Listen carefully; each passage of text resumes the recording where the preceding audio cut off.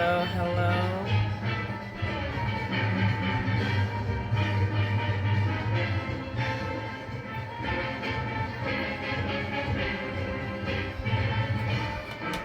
Hello. How is everyone doing? How's everyone's Monday? How's everyone's weekend? Just gonna wait a few minutes for a few more people to come in.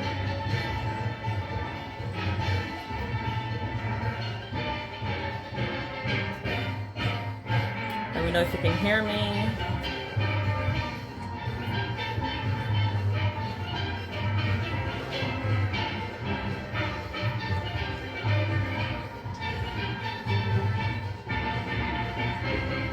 Hello, Success Theo. How are you? Make sure you share the live. Be a good conversation tonight. Hello, Pan Notation.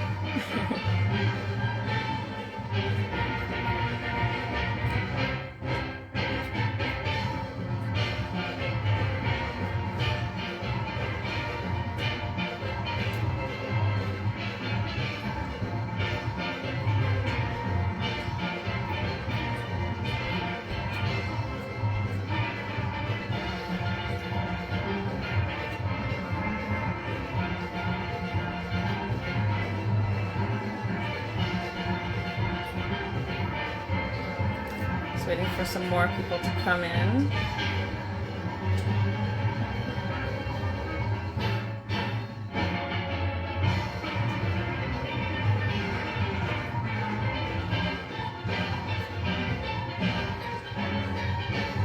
Hello, Rastagrami. Make sure you share the live. It's going to be a good one tonight. Let me know if you can hear me.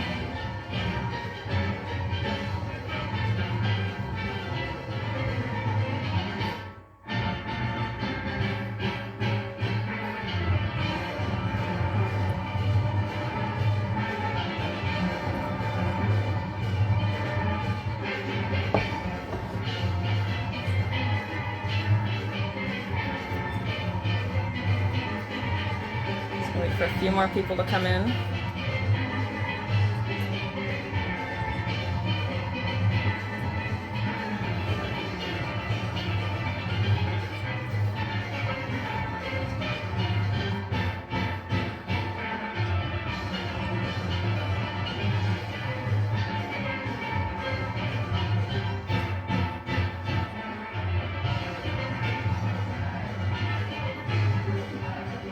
How's everyone doing?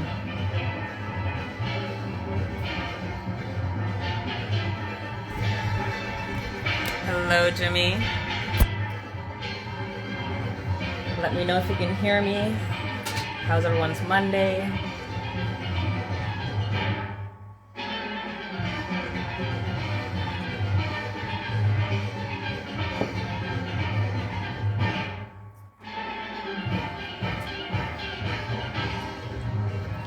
Hello.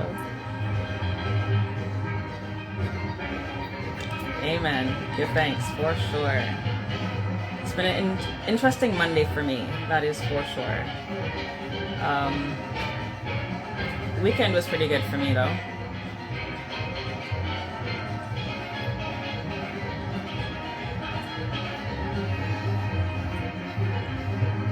Hopefully you had a good weekend.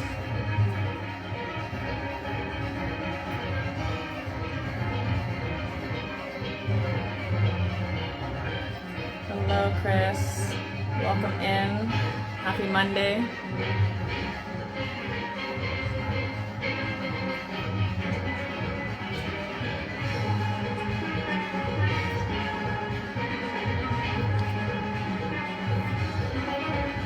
Hello, hello. So, hello, welcome to All Things Pan. How is everyone doing? Hopefully everyone had a great weekend, a great Monday. I thought, why not do another open discussion? Because we had a great one last week, so why not do it again? So for those that are joining, make sure you share. for those that are new to this podcast, my name is Danielle George. I am your host for the evening. On this podcast, we talk to panists, arrangers, tuners, builders, and pan enthusiasts, and pretty much anyone and everyone in between. So welcome to All Things Pan. Before I continue, I don't want to get in trouble again. We are sponsored by Pantastics 868. I have them pinned in the comments below. They have everything from tenor sticks all the way to bass sticks. If you live in the North America area, hit me up. I will try my best to get them to you. I think I have a few tenor sticks left, but I have a lot of other sticks besides bass. I don't think I have bass sticks. But make sure you hit us up, either Pantastics 868 or myself, and we will get the sticks to you. So, on that note, how's everyone doing? I know there's been a lot going on in the pan community over the last week or so. We may touch on that. We may not. We'll see where this conversation goes tonight. I'm just looking for someone here. Hello, Marvin. Good evening. I'm working on that. I'm working on it. Working on it. Working on the hoodie. Working on the merch. If pan notation is in here. I'm just still trying to find them. Oh. See if this works. Hello.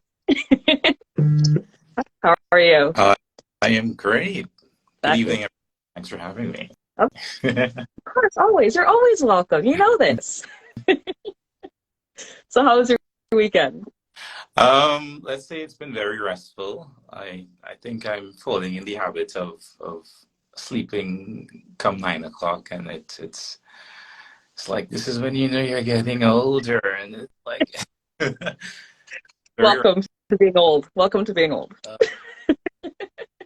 So I saw in your post that you didn't have a jacket on. Is it warm over there? Because today is very hot. I'm in Missouri, Midwest, United States, and today it's up there today, which is very shocking because yesterday was cold, and I see we have some tornado warnings passing. So I think the weather's been doing some really weird stuff.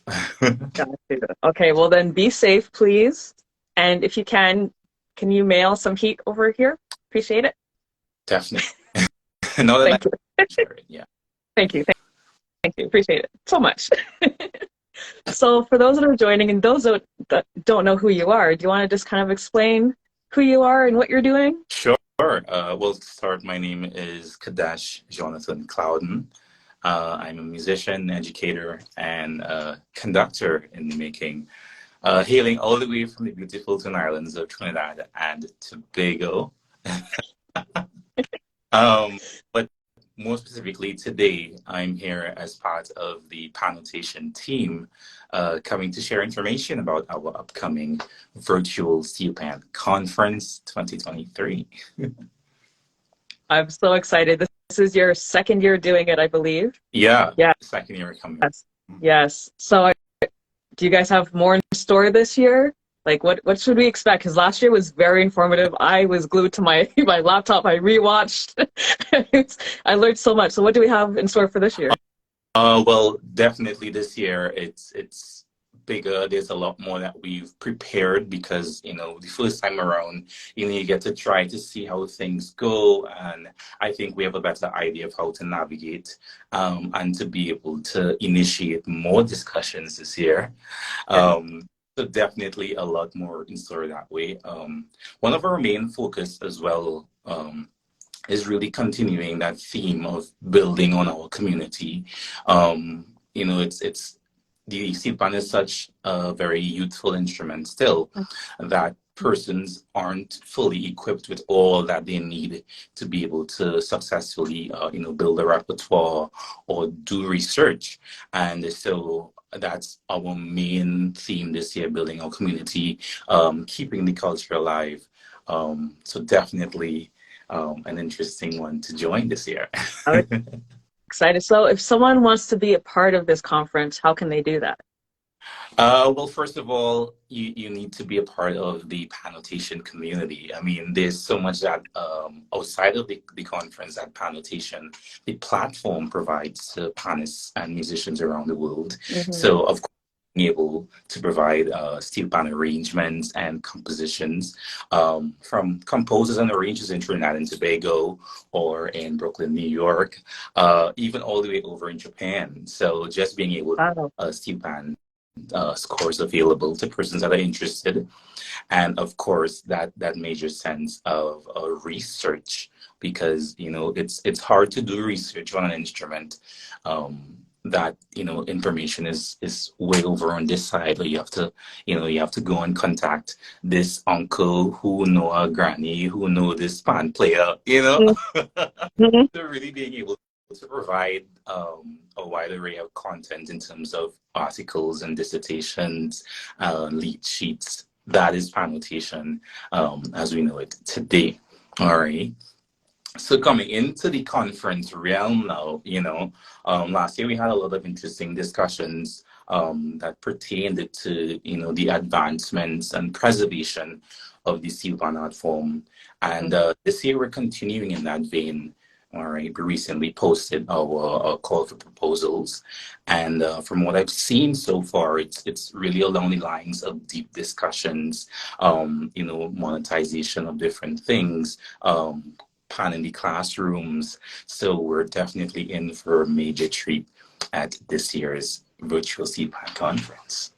I'm excited. Could you tell everyone who we're expecting to hear from during this conference?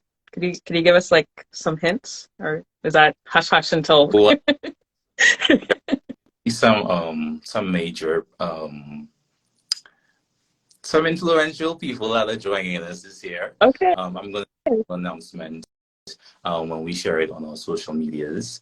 But definitely an interesting featured speaker this year in the realm of music performance and arranging, not just in Trinidad, not just in the US, also in the UK. So this person has definitely been around different realms, different Okay. species, and definitely a featured performance um, that would be remembered. I'll leave that there for now. I tried, guys. I tried to get the inside information for us. I tried. I tried.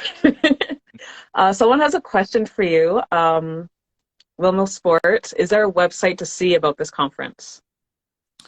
When you say website, to see as in to view the I conference, guess or to just learn more about how to be a part of it? I, I guess both. Well, We'll answer both questions. Yeah, we'll great. answer both. Uh, Cover all aspects. well, for starters, all of our information is available on the Pannotation website. You can go to www.pannotation.com. And over on our conference page, it gives you a great detailed readout of, what to expect at this year's conference. Of course, if I didn't mention it before, this year's virtual CPAN conference is happening on May 6th and 7th. Don't worry, it's a weekend, so it's Saturday and Sunday. 2 days of great presentations and discussions. And yeah, so it's available on our conference page there, and it gives you great detail as to what to expect in terms of the timeline. Those who are interested in submitting proposals, though that period had just passed, the committee is meeting tomorrow, so there might still be a chance to chuck in and one. Sooner the better, guys. Sooner the better, guys. Definitely. So yeah, our information is available on the conference there. And of course, this being a virtual CPAN conference, is going to be hosted using the Zoom platform, which would allow us to facilitate a wide community of persons in that space, as well as being able to use the different features, live conversations, live questions, a very interactive space. Though it's a virtual platform, we still want it to feel as though, hey, I'm in the conference, I'm here, I'm talking to Danielle, and a very interactive experience.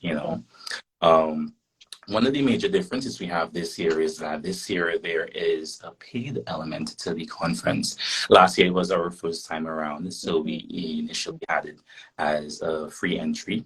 But this year, for the very, very low price, we have to be a part of the conference. For our regular participants, or we have them labeled as our professional participants.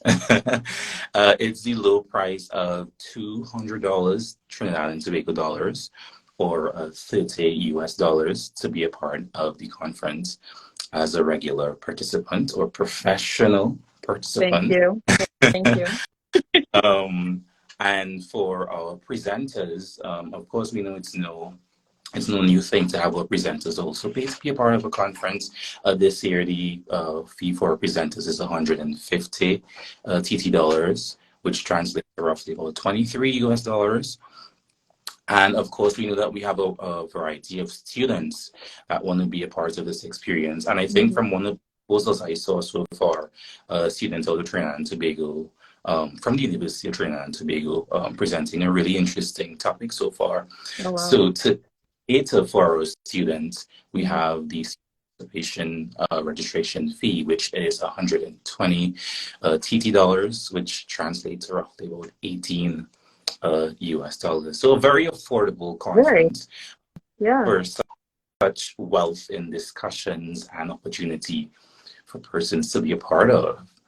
Yeah, I'm really excited to enjoy this conference, even though I think I'll be missing a couple hours because I have a gig on the 6th, but I will be tuning in regardless. Is there a way after the conference is done, people can like rewatch it for anything that they missed? Definitely, and so that's why it's so important that we have this this registration for the conference itself.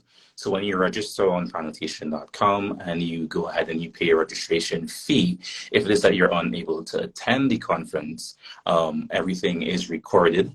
And because you paid to be a part of this immersive experience, all of our conference registered members are going to receive the full footage of the recording of the conference afterwards.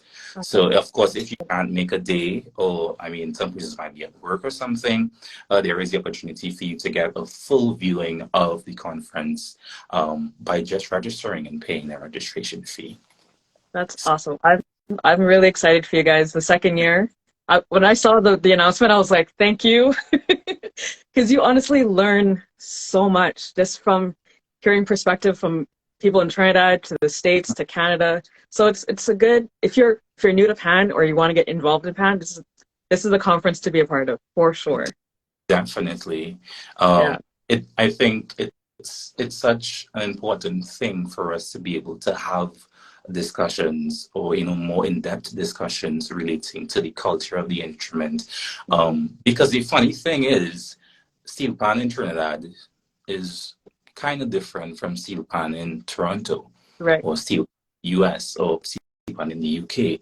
So to be able to pull from these different perspectives and have a conversation about, okay, how do we go about attaining scores? How do we go about starting a steel pan or a beginner group? And then there's the discussion around accessibility of instruments, finding where the tunes are, how to get a nice blended tenor pan. I mean, I'm currently in Missouri in the US, and for me, if I need to tune my pan, I'll have to go across to Illinois to visit one of the tuners there at NIU in DeKalb. I think Yuko Asada is a really good tuner that I can invest in. Yeah. So being able to connect to the different persons within, your region is a great way for us to foster these conversations. Yeah, I can't say this enough. I'm so happy that you guys were able to put this all together, get the website, people putting scores in, just finding like little information about PAN that isn't out there yet. So I applaud Mark. I applaud Mark Cloquan for doing this, and the team. It's amazing. I hope you guys plan to do an in-person conference in the near future. It's definitely on our radar. I think the operation team met a couple of weeks ago, and we've been, planning our year because it's after the conference, then what, Yeah. making sure that we are constantly providing opportunities for persons to submit their music, their compositions, their arrangements, and of course, being able to connect persons to music that they would like to purchase. Because I mean, of course, Pannotation houses a wealth of information, but there's Yeah. already existing sites and platforms out there that have content. So it's not like we just want you, hey, just come to Pannotation alone and forget everybody else. Yeah. That sense of community where we pull, hey, you need this core, maybe we can collaborate with someone and make it available, that type of thing. So it's really, really about building the community, And for Yeah. I don't know, Pannotation started as the brainchild of our director, Mr. Mark Loquan, and our chief executive officer, Dr. Mia Gomandi Benjamin, coming off of the conversations that Professor, sorry, mistakenly, Dr. Komandi would have had with the virtual steel band, and then Mark being in the steel pan business for such a long time and having his scores that he would have notated over the years. It's like, Yeah. what do I do with these scores? I mean, these persons that might be interested in it. And so that discussion started in 2017 with the launch of their virtual steel band, which featured Mark's composition Pan Kingdom. Yeah. And from there, it's just been a snowball of ideas and possibilities, And today, our team consists of Director Mark Luquan, Chief Executive Officer Dr. Mia Gomandi Benjamin, our administrative assistants Jamila Reed, Mark Anthony Batiste, myself, Kadesh Jonathan Clouden, and we also have Miss Pat Luquan there in the finance department. And a new addition to our team this year was L'Ariel Colpe, really giving us that more refined side to digital marketing and content creation. So it's definitely a treat to be able to work in this environment and support our global steel plant community. Yeah. Oh my goodness. Is there anything else you want to say about Pannotation? Because I feel like you've only touched on little bits and pieces, just, just kind of giving people the taste. But is there anything else that people can learn from Pannotation? I feel like you guys are like the hub to like everyone else. That's how I feel Pannotation is. Is there anything like that? Sure. So I think for Pannotation itself, we have the opportunity for persons to submit scores. So you can upload your arrangements, your compositions. That is the essence of Pannotation. But before anything else, we want to make sure that persons are able to submit their arrangements or their compositions and be able to be compensated for their works. Yeah. Because for years, persons would, we've been in that sense of sharing. Hey, I have this arrangement here. You want to use it? It's like it says, and yes, we've been trying to get repertoire, but in the sense of the arranger or the composers not fully being able to benefit from the monetary values of their work. And so that's the backbone of Pannotation, providing that platform for you to submit your arrangements and your compositions and for it to be purchased by other musicians, where you yourself can be able to gain that sense of financial benefits of your musical talents. All right, so that's one side of Pannotation. There's so many sides of Pannotation, you guys. You have no idea. It's multifaceted. So that's one side, the selling of scores. When we have more the subscription side of Pannotation, which would give you access to dissertations, theses, articles, lead sheets. And then we've recently been working on some projects where podcasts are concerned, getting into how to do different things with the instrument, starting your business, starting a junior academy, arranging for beginner steel bands. So that's something that we'll be premiering at this year's conference, that we're also adding to the subscription side of Pannotation, that sense of direct podcasts with really prominent persons in the industry. What else is there in the subscription side? Um, let me see. Of course, the opportunity to be able to access all of these things for the very, very low price of $9.99 Like a US Netflix subscription. a year. Cheaper than Netflix. And it's like you get this ongoing access to so much information that I think it's such a wealth to have, you know. Mm-hmm. So that's scores, that's the subscription side. And one side, a major side that we're developing, it's an ongoing thing for us, is the non-for-profit side of annotation.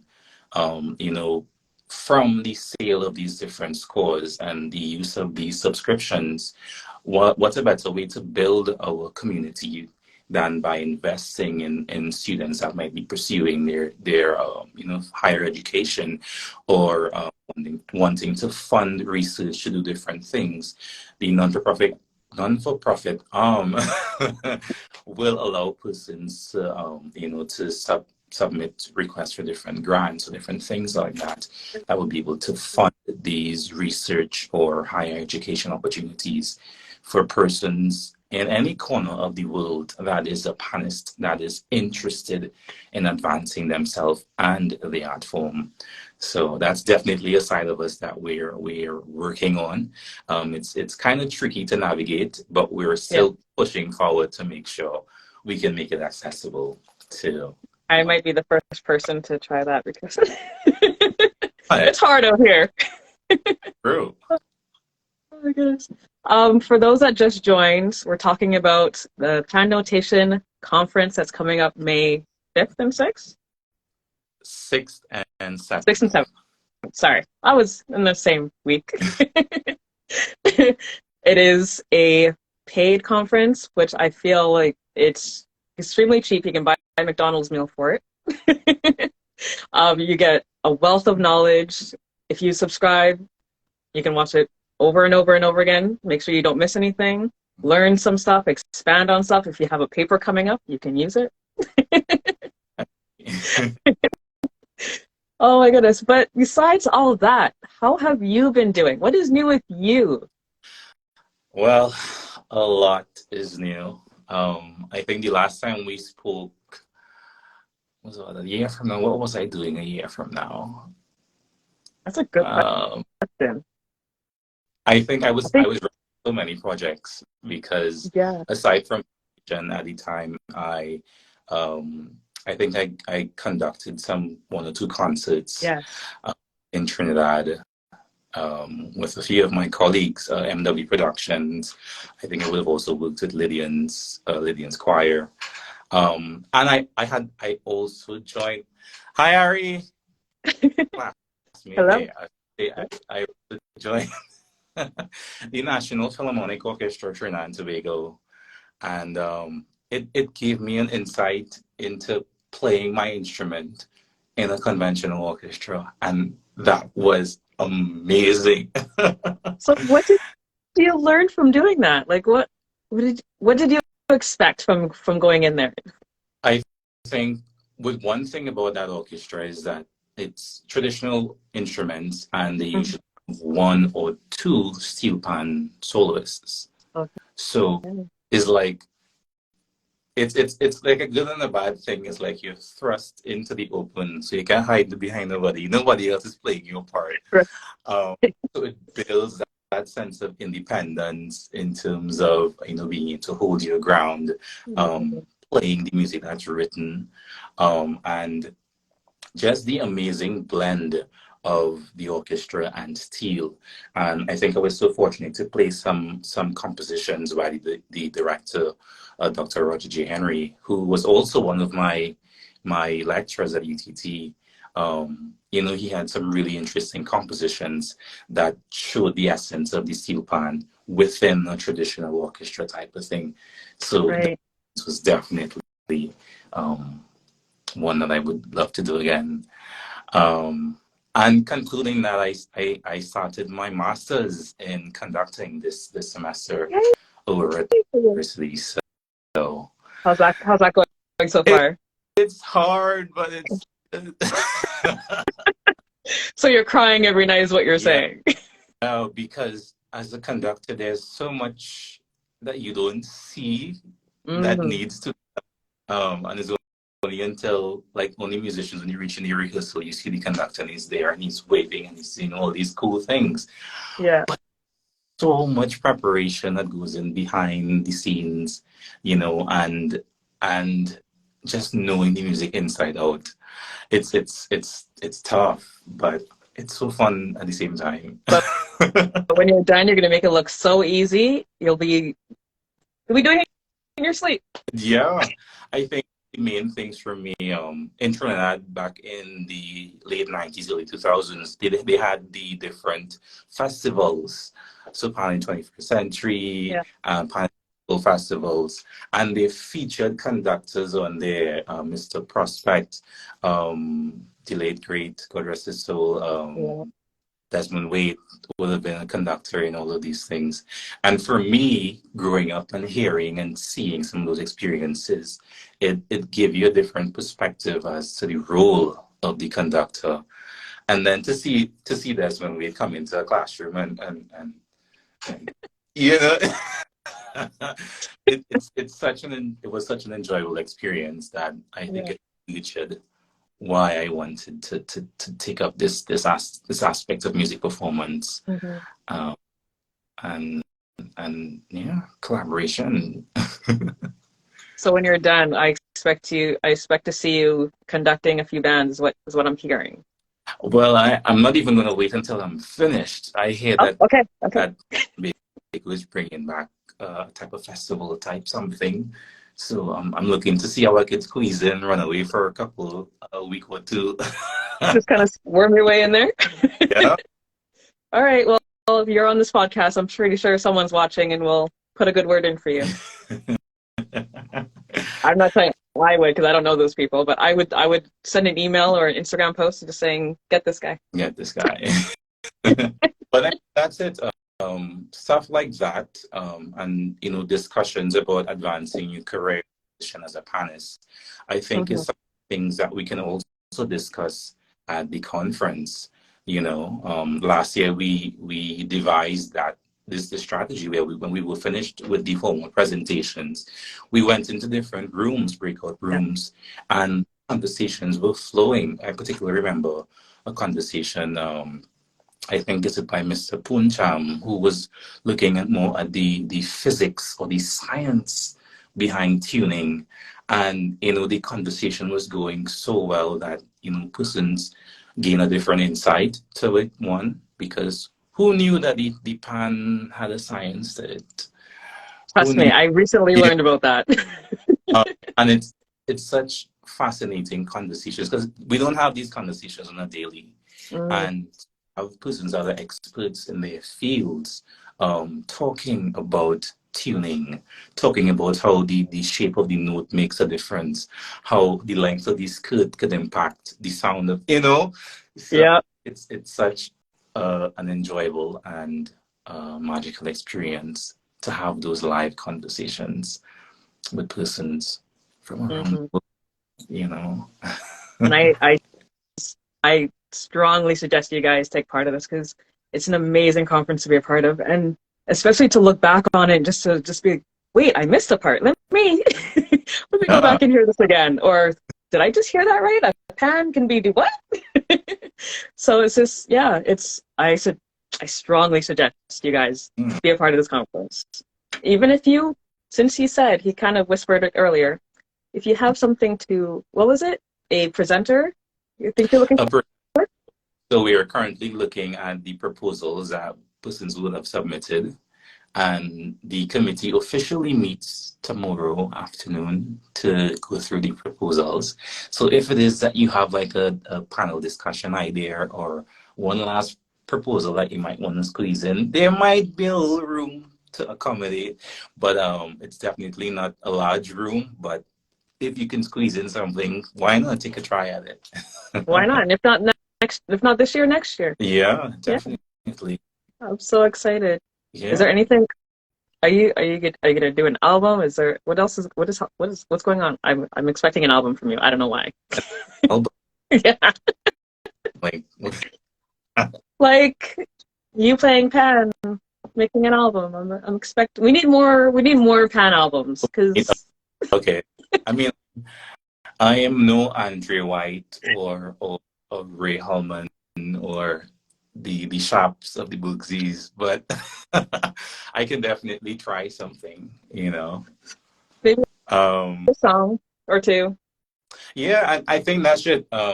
There's other sides or other genres that we can explore. So I mean, I don't have to be an Andy Narell or be the next Bugsy, but there's other genres. I see Sasha is in here. Sasha likes BTS, so maybe I can do like a K-pop album or something, See? or maybe a soca set. I think the possibilities are endless. Um, Hmm. where that type of content is. Um, I think we just need the content. It doesn't matter. I agree. I agree. Content is. I think that's what we're lacking. Like we have so many amazing panelists out there, but we're just scared of putting our stuff out there. And I think me especially, I'm scared of putting myself out there. But I think we all just do it and see what happens. Yeah, I mean it's a very vulnerable position because Hmm. as from you know performing something, it's persons are seeing how you react, how you do different things. You gotta make sure the background sets up nice. You wanna make sure the audio is good quality. Hmm. So much pressure. you know. Yeah. Oh my goodness. Uh, sorry, I was Go gonna ahead. say, does Sasha want to come into this chat? Because I feel like she should. I feel like why not? Right? Okay, let's see. She's probably running away. She's gonna. Let's see. Hopefully this works. Hopefully she doesn't run away. There we go. Um, what else is new? I feel like we haven't talked in so long. I feel like we're missing like.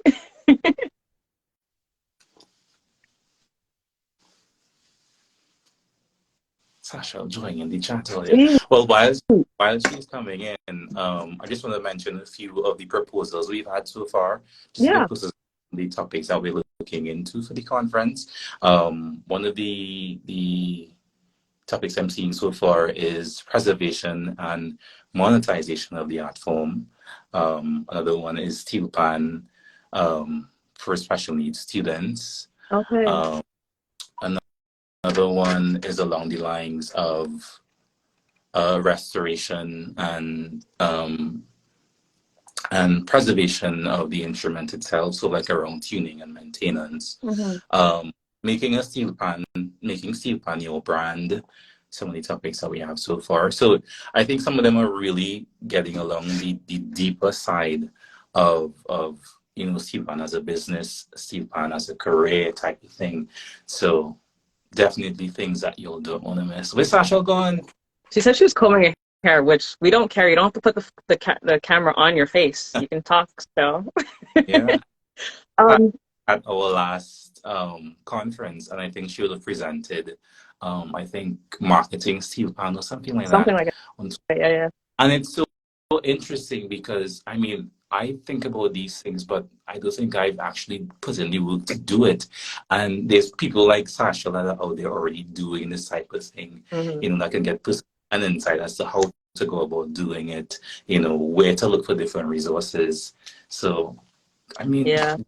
it's in a conference.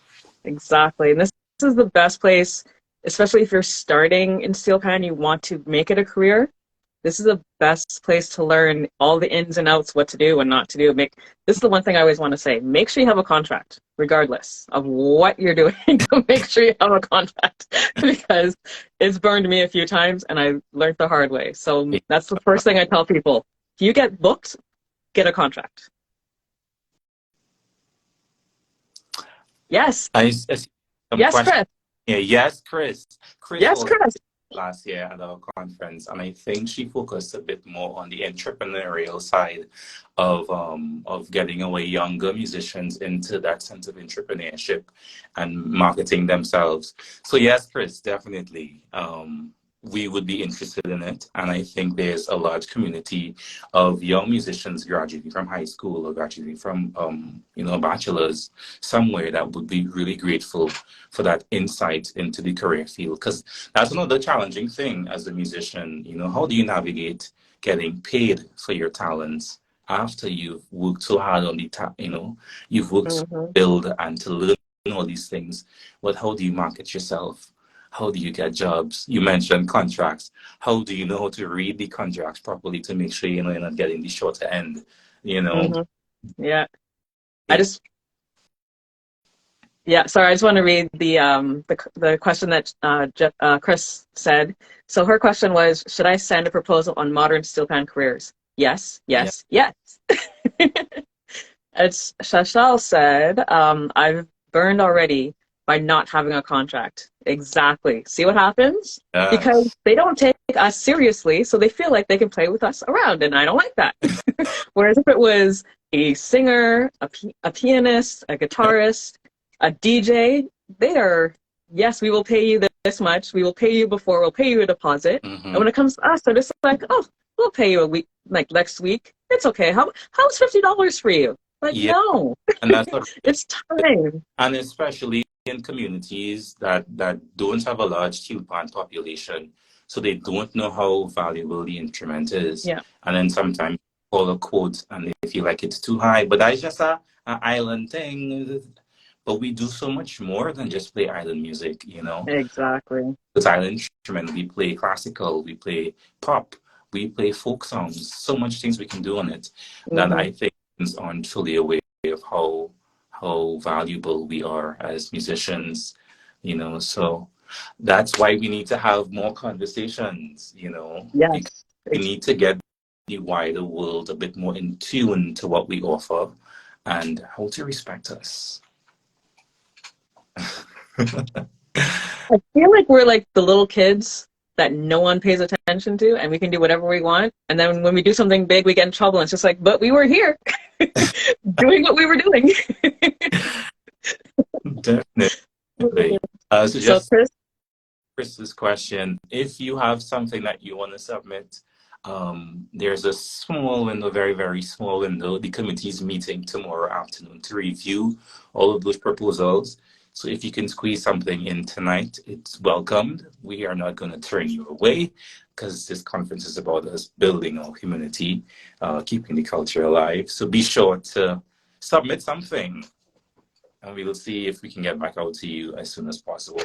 As I mentioned that we're actually getting back to the presenters on the 7th as to confirm their participation in the conference, which would give the presenters the opportunity to go and prepare their stuff so we can formalize the program for the conference. So if you have something that you would like to squeeze in, even though the deadline has passed, there's a small window between tonight and tomorrow morning that you can still squeeze in one or two things. I can't guarantee, but you can still try. Don't try. It doesn't hurt to try. I would say by like midnight, I would say submit it. Yeah, definitely. Oh my goodness. I am so happy that you came and talked with us. I mean, you can hang out. I know what you're doing for tonight. You can enjoy the nice weather that you supposedly have and not sharing it with the rest of the world, which is fine. I feel folks because it's been cold like that. And then, on days where it says it's going to be hot, it's going to be hot. Go outside and it's breezy. So then it's it's no warmth. It's just cold. So maybe I can tell you some of the warmth that we have today. Fine. Judah has a question. Are there any direct links to the submission portal? We do. If you go to the Pallitation conference page, that's a direct link where you can submit your proposals. If you go to www.pannotation.com, or if you just go to our Instagram page, there's a link there to our conference page. So it's very easy if you go to our Instagram, and it will take you straight to the conference page where you can submit your proposals. Yeah, Sasha What? Lopez. I've been jealous since January. You've been jealous. I've been jealous since November. Oh, You guys have all this heat and not sharing. I am. You guys aren't my friends anymore. I thought we were cool. You can mail some heat over here. Like, I mean, I could send it, but I don't know if it'll reach the same temperature I did. I I told mean, my when I was leaving, hey, I'll bring back some snow for you. When I reach back, I'm sure it's going to be some water in the jar. at least you brought it. Oh my goodness, that is too funny. Shashal, you need to come on, or Judah, you need to come on. I saw. Hold on, let me see if I can get this person on here. I just saw them come in. Let's see. I don't know if he'll come, but yeah, is there? I I feel like Pan, because I've done this a few times here in Edmonton, where I played with a few orchestras, like symphonies over here. I Mhm. feel like it could happen more often. Pan Pan is an instrument. It's not it's, it's nothing, well, it's new, but you know what I mean? Like it's something that could be integrated into literally anything. And I don't know how we can get that into the mindset of everyone else. I feel like that's our trouble right now. Hey, Hey. you can actually see and hear me tonight. That's crazy. Yes, man. Yes, we can. Yes, we can. If you, before we continue, do you want to introduce yourself?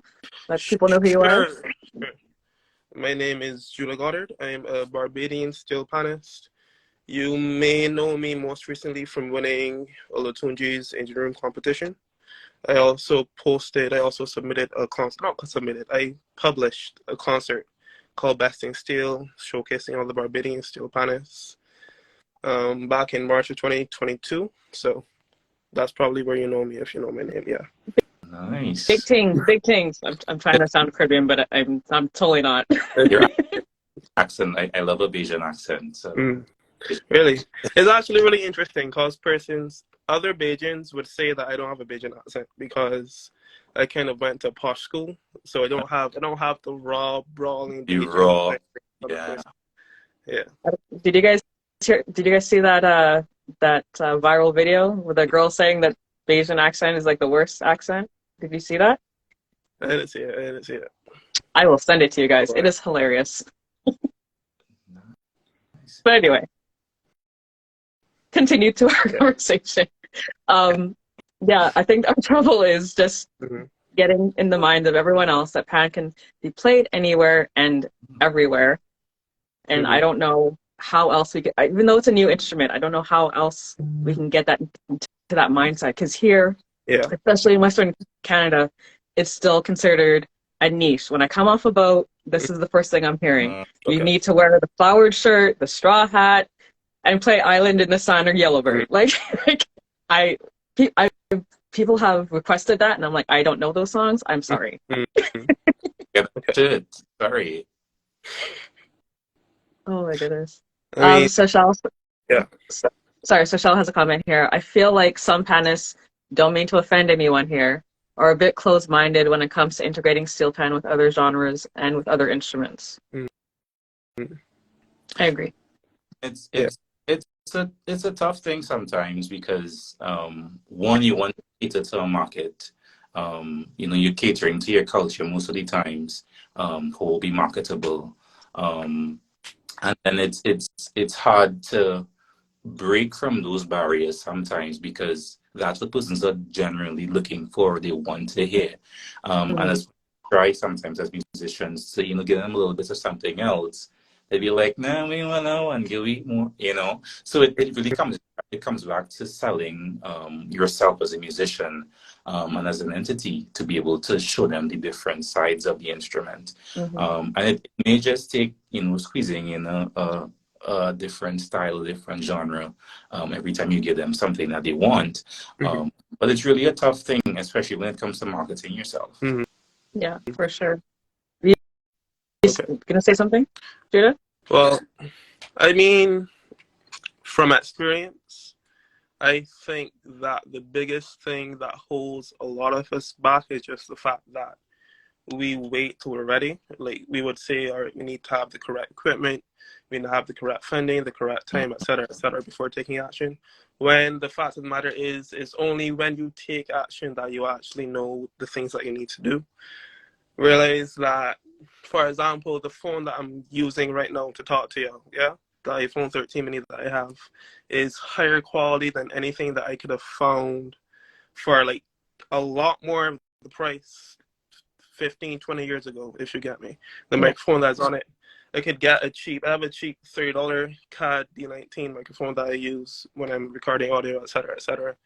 It's like, I feel like if we put too much pressure on ourselves to be like too perfect before taking action, and as a result, there's a lot of really valuable content that could be made, but isn't, simply because we intimidate ourselves and question ourselves out of taking action, basically. Yeah, like, again, from experience, because the biggest reason why I don't have personally content on my YouTube page right now is because for a really long time I had ideas that I never took action on. And for a short stint, like October of last year, I had 3 videos that I just made using the equipment that I had. And I mean, you're not going to see them now because I'm holding myself to a really high standard, and I want to make sure that everything that I have is up to a certain quality, which is the problem. Like you get what I'm saying? Yeah. I feel like if more of us acted and used what we have right now, for example, the same All Things Pan podcast is happening right now. Like, this is something that is making a difference, that is giving a voice to Pan. And there's not anything that's fancy that's happening. We're just using your phones and interacting with each other, if you get me. So I feel like if we took less pressure off of ourselves and put more emphasis on creating the content, then after it's made, making it better after the fact, there would probably be a change in results, you know? Mm-hmm. Yeah. I agree. And we all have to start somewhere. If it's on your phone in your bedroom, for instance, or in your backyard, just get it out there. I'm guilty of that. I have so many video ideas and I'm just not doing it. But I'm pushing myself to get those done. So you may see some videos in the next month or so. Mm-hmm. All right, guys, let's hold her to that. She just said on today's April 3rd that she's going to submit some videos for us to tune into on All Things Pan. Boom. Should have kept quiet. Just don't post this podcast when it's done. Just don't post it. There's no evidence. No one Very can hold you to it. Yeah. true. See, you got my back. Well, of course, I want it to be viewed again. Judah, this is a great discussion. That Angel Devil. You know, it's such a great platform too, because I feel the same feelings or the same sentiments you have.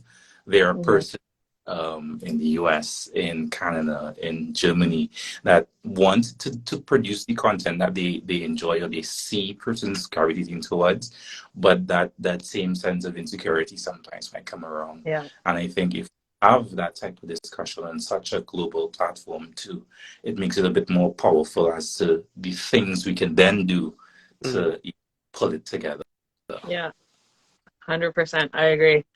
Thomas has a comment here. We are afraid to fail. That is the only way to be successful, to understand what needs to be done. I agree. Exactly. And then Shashal has a comment here. Agreed. I myself always try to make things perfectly before putting it out there, but I'm learning to relax a little. I think it adds a human touch to it. And I 100% agree. It brings humility to that person, showing that you aren't perfect. You can make mistakes. And even to show those that are coming up into the pan culture, they just got their pan a month ago and they're like, I want to show what people have done. Just do it. Just do it. If it's Three Little Lambs or Mary Had a Little Lamb or any song like that, and you just started, record it and just put it out there. Because that is your starting point. The more that you do it, the quality will get better, your playing will get better, and there's nowhere else to go but up. I'm saying this to you guys, but I know this myself, but I'm not doing it. Yes, 100% right. And I mean, you can start small because look, we have Instagram Reels, we have YouTube Reels, we have TikTok. It doesn't have to be a very long video sometimes. I think if we start small with like those little reels, be able to, build from there, the little 30 seconds, 1 minute, that's a great place to build as an individual creator and, to get your music out there as well. Yeah, I feel Can like you actually? yeah, No, go I ahead. feel like it's what is equally important is having a clear vision as to what you want to accomplish. There are persons, for example, like Joanne Chuckery, that like Joshua Rigrillo, whose main focus is showcasing themselves, like using social media. And because they have that focus, they know what they're going to present, they know how they're going to present themselves. However, there are persons like I would say LJ, like Emmanuel Joseph, like Hashim Durant, like Dominic Lewis, who are persons that don't really post as much content, but when they do, they're showcasing their musical virtuosity, if you get what I'm saying. So I think that there are honestly 1,000 different ways that we can get it done. Whether it be education, whether it be arranging, whether it be teaching and leadership in the steel band, whether it be history or performing, regardless as to what it is, once we know what we want to say, understanding that beforehand would make things a lot easier, because you don't have to think about what you're going to be doing next as much. You already know what your end goal is. So then taking action becomes a lot easier because you have that focus, Yes. Yeah. I agree. So Shell has a comment here. I think making comparisons also makes things bad, since we sometimes compare so much that we forget forget that someone I lost it. Someone else is doing may not be on our path. So that is very, very true. And then Antiguan Kid has a comment here. Possibly choruses, then we can think about adding first verse with the chorus. And once the confidence builds, you can do the entire song or songs, which is very true. And then you're also adding to your repertoire when you do get books. Yeah. I don't know if you guys know the book Show Your Work. I forget who wrote it. But basically it talks about that process where every single day, whether it just be a tweet or a quick video that you post, to just show what you're working on continuously. And by having those little snippets, eventually you can put it together to create something that is bigger and more cohesive and that would last longer.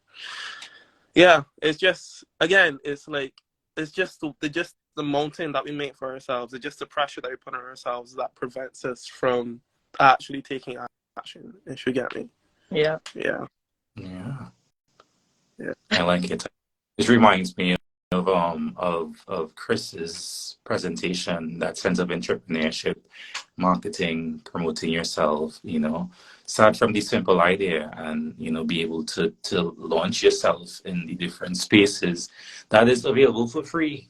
Social media is for free, and, there's ways to grow from there to get different marketing deals. So being able to market yourself, I think, is such a simple thing with such, or rather, it's such a big thing with such a simple concept,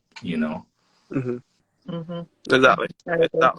I agree. I'm not supposed to say this, but I'll say it anyway because the show is already happening. But just through social media, I don't know if you've heard like America's Got Talent. There's a Canadian version, and they reached out to my band to be on that show. Love to see it. But because of everyone's working and in school, we couldn't do it, so they got another band to do it. But they want me to do next season by myself. Okay. So I'm freaking out. It may happen. I hope it happens, but we'll see. We'll see. I have the opportunity to do that. Chris said, not enough is being done to usher beginners into the world of work. Yes. Because they end up fending for themselves a lot of the times. And then we burn to learn, I think Daniel mentioned earlier, being able to understand a contract or being able to read the contract, nobody is teaching us or showing us how to navigate that side of the instrument. So sometimes we get burnt from an experience, and it's challenging because, who else can I look to or look for guidance in terms of a contractual agreement type thing, And that goes back to being a part of your conference because you'll learn all about that. Chris to submit that new one which you mentioned, careers. Mm-hmm. So Chris, I'm looking forward to that proposal that you're sending later tonight. All right, Yep. 11:59. I also wanted to hear more about that because I'm still learning. Because now contracts are getting more intricate, where you have to add in travel, you have to add in per diem, you have to travel or put in hotel, and it's just like some people won't pay all that. Mhm. They'll overlook that and just be like, oh yeah, you're $1,000, okay, but you do have to remember you have to cover my hotel because I'm not paying for that. Yeah. I'm not covering that. And then also if you're traveling, you have to pay for your PAN to be on a flight. So Yeah. need to get that because you don't have to pay for a guitar, you don't have to pay for anything else, but why PAN? That's like another story because I came to the US with my PAN Mm. and I had to pay for it as Mm-hmm. a size luggage, and then they don't you put so many fragile stickers on it. But what was playing back in my mind, Victor Provost's PAN. Yeah,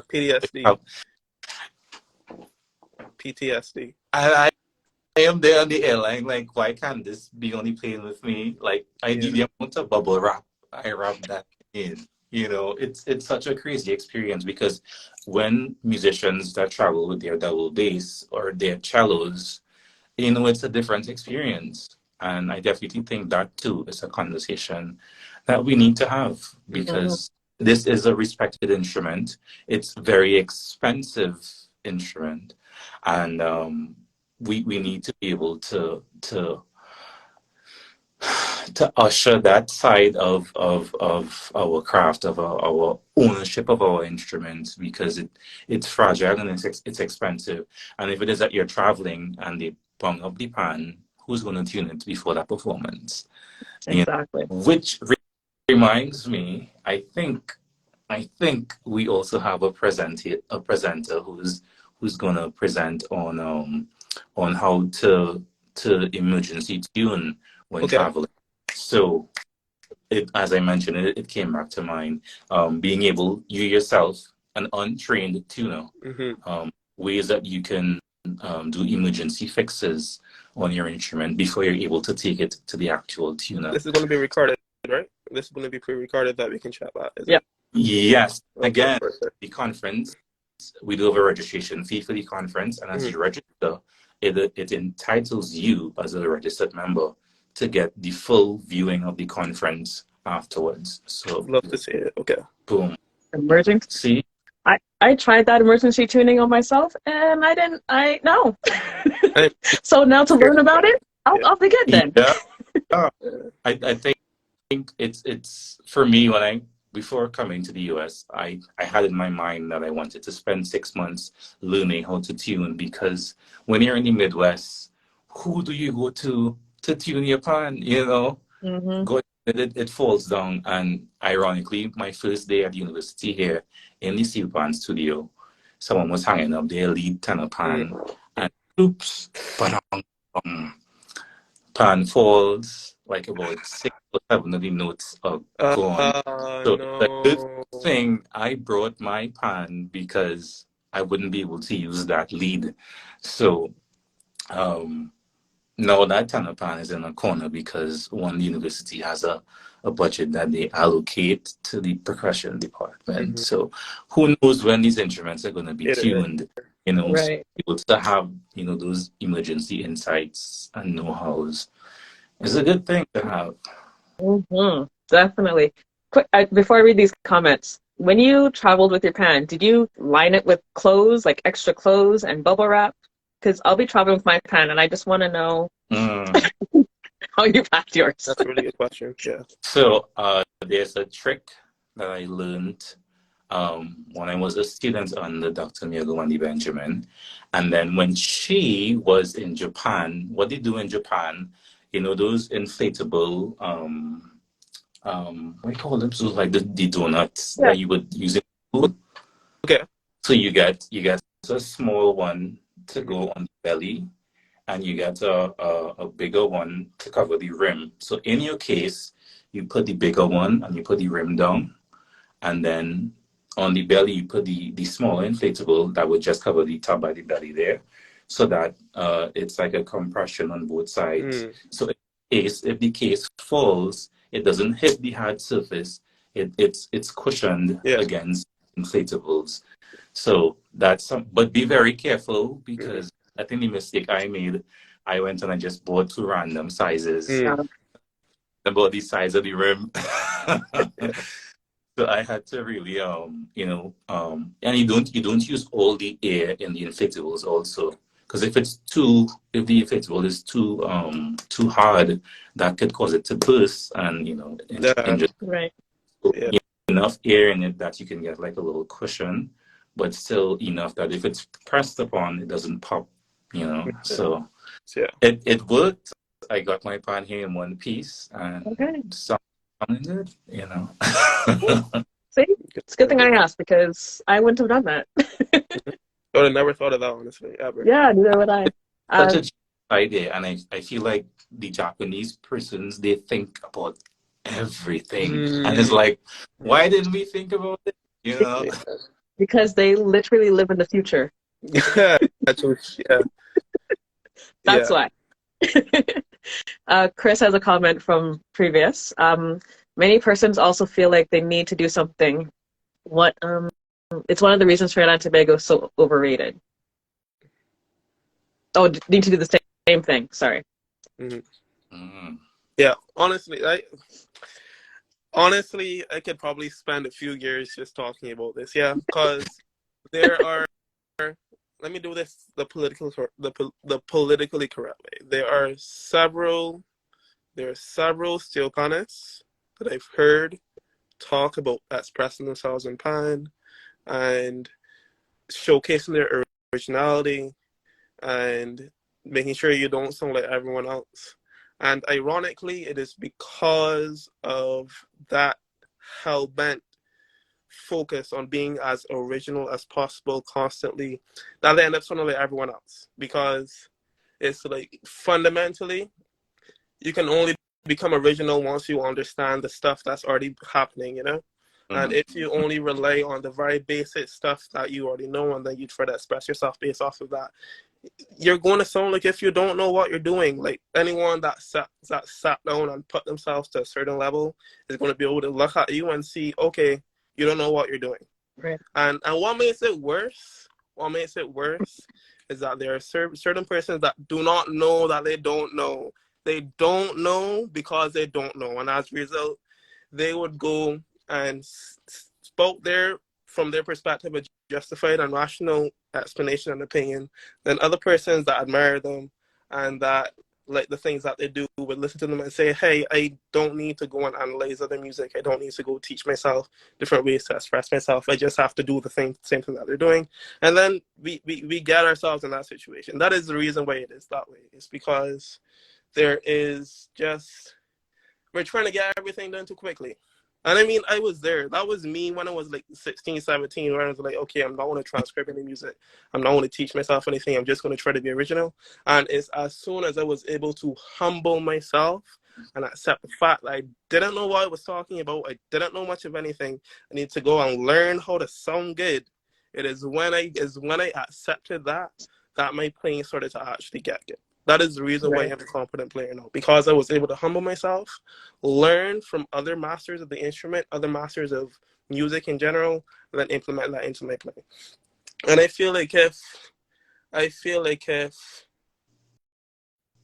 in order for steel pan to be recognized effectively and seriously, there needs to be enough panists that know how to express themselves effectively and showcase their virtuosity as a result.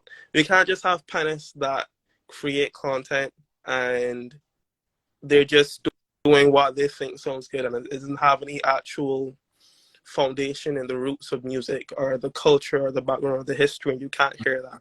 If they're just persons that are playing two scales in a chromatic, no one's going to take that seriously because they're not saying much of anything. But if they're persons that can sit down and use really effective calypso language, really effective blues language, really effective pop language, and they're playing, and you can hear from their intonation and their feeling and the way that they express themselves that they know what they're talking about.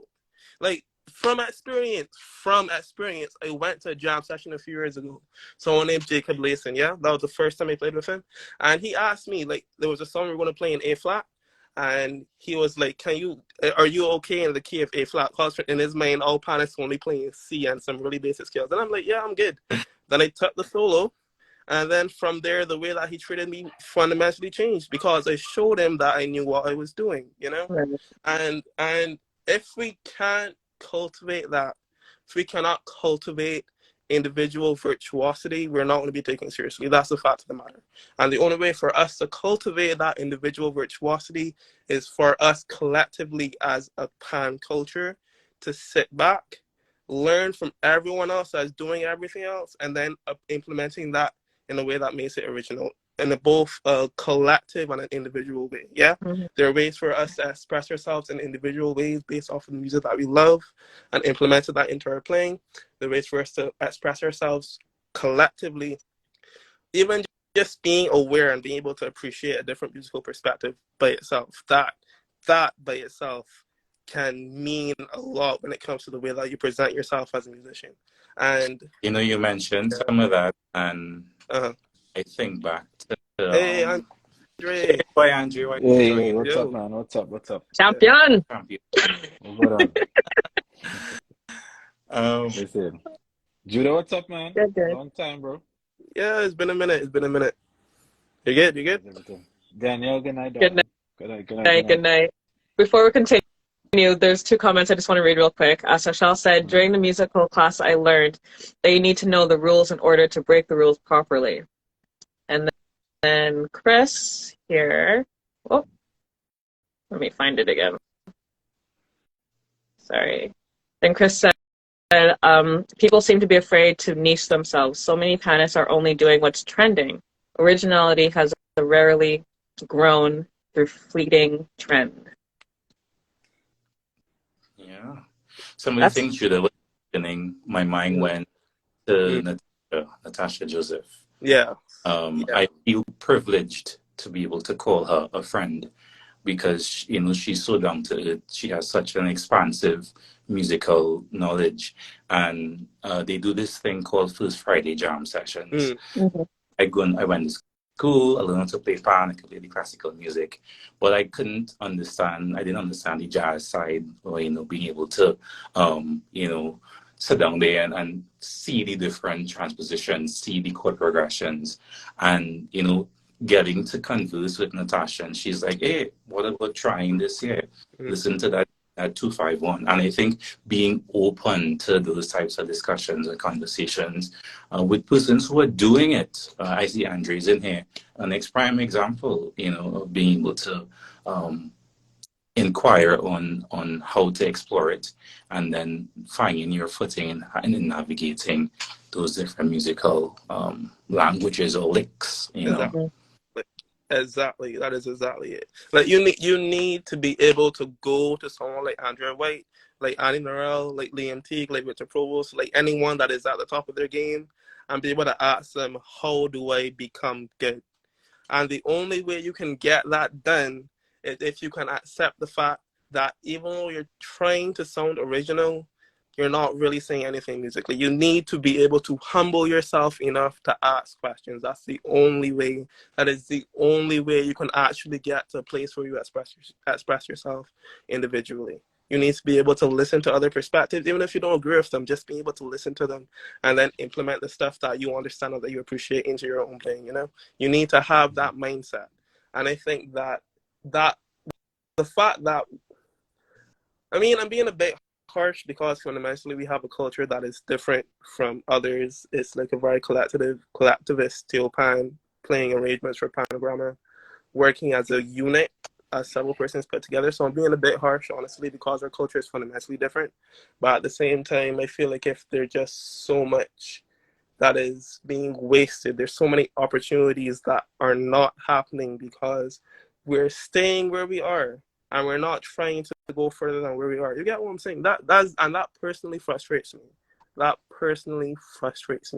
Because it's like there's so many solutions that could be found in the long term if we just collectively open ourselves up to different perspectives and at least be able to appreciate them well enough to learn from them and then become better ourselves. You get what I'm saying? Start the conversation. Yeah. Andre, thoughts, comments? I'm here listening, man. I'm listening. Just Listening listening? until I until I could have something to really input. I don't know. I'm just catching up. Fair, fair. So, how do I get to be as great as you? Great answer, Judah. No, you're asking. No, we're all asking you. Daniel's asking for all 21 persons in this live stream. How did we get good? Don't be scared to be vulnerable. Mm-hmm. That's it. Don't be scared to be vulnerable. Don't be scared to try something new, and don't get complacent. Mm. I have the theory that the minute I stop practicing, somebody else is practicing that's coming up and is willing to take. And I actually learned that from Bugsy. You know, the minute you stop practicing, the minute you stop going for it, somebody else is coming for it. You gotta always be on your game. Yeah. That's what I live by, man. Every day I practice still, every day. So I'm a pioneer in the back. I see that. Keyboards. You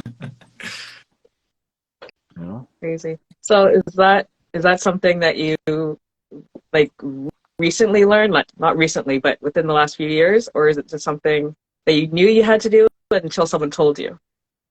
What, practice or just Practice, just getting better and practicing and all that. no.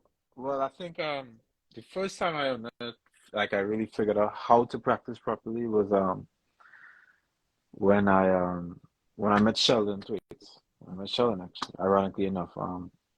We were in college together and I was a roommate with him. We used to live in a house not too far from campus. And literally religiously every morning, like 9 a.m., you're hearing this guy, it's rudiments, it's pan, it's bass guitar, and by 12 o'clock religiously, whether he has class or anything, he's practicing drums. And it's like every day, consistently, and something new, something.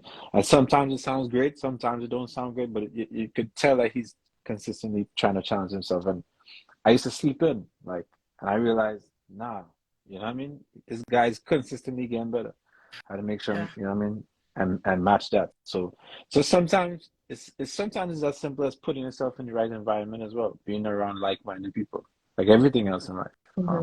You want to know how to make $1 million? Surround yourself with millionaires. Get in the room with millionaires. You want to be a philanthropist? Go in a room with a bunch of philanthropists.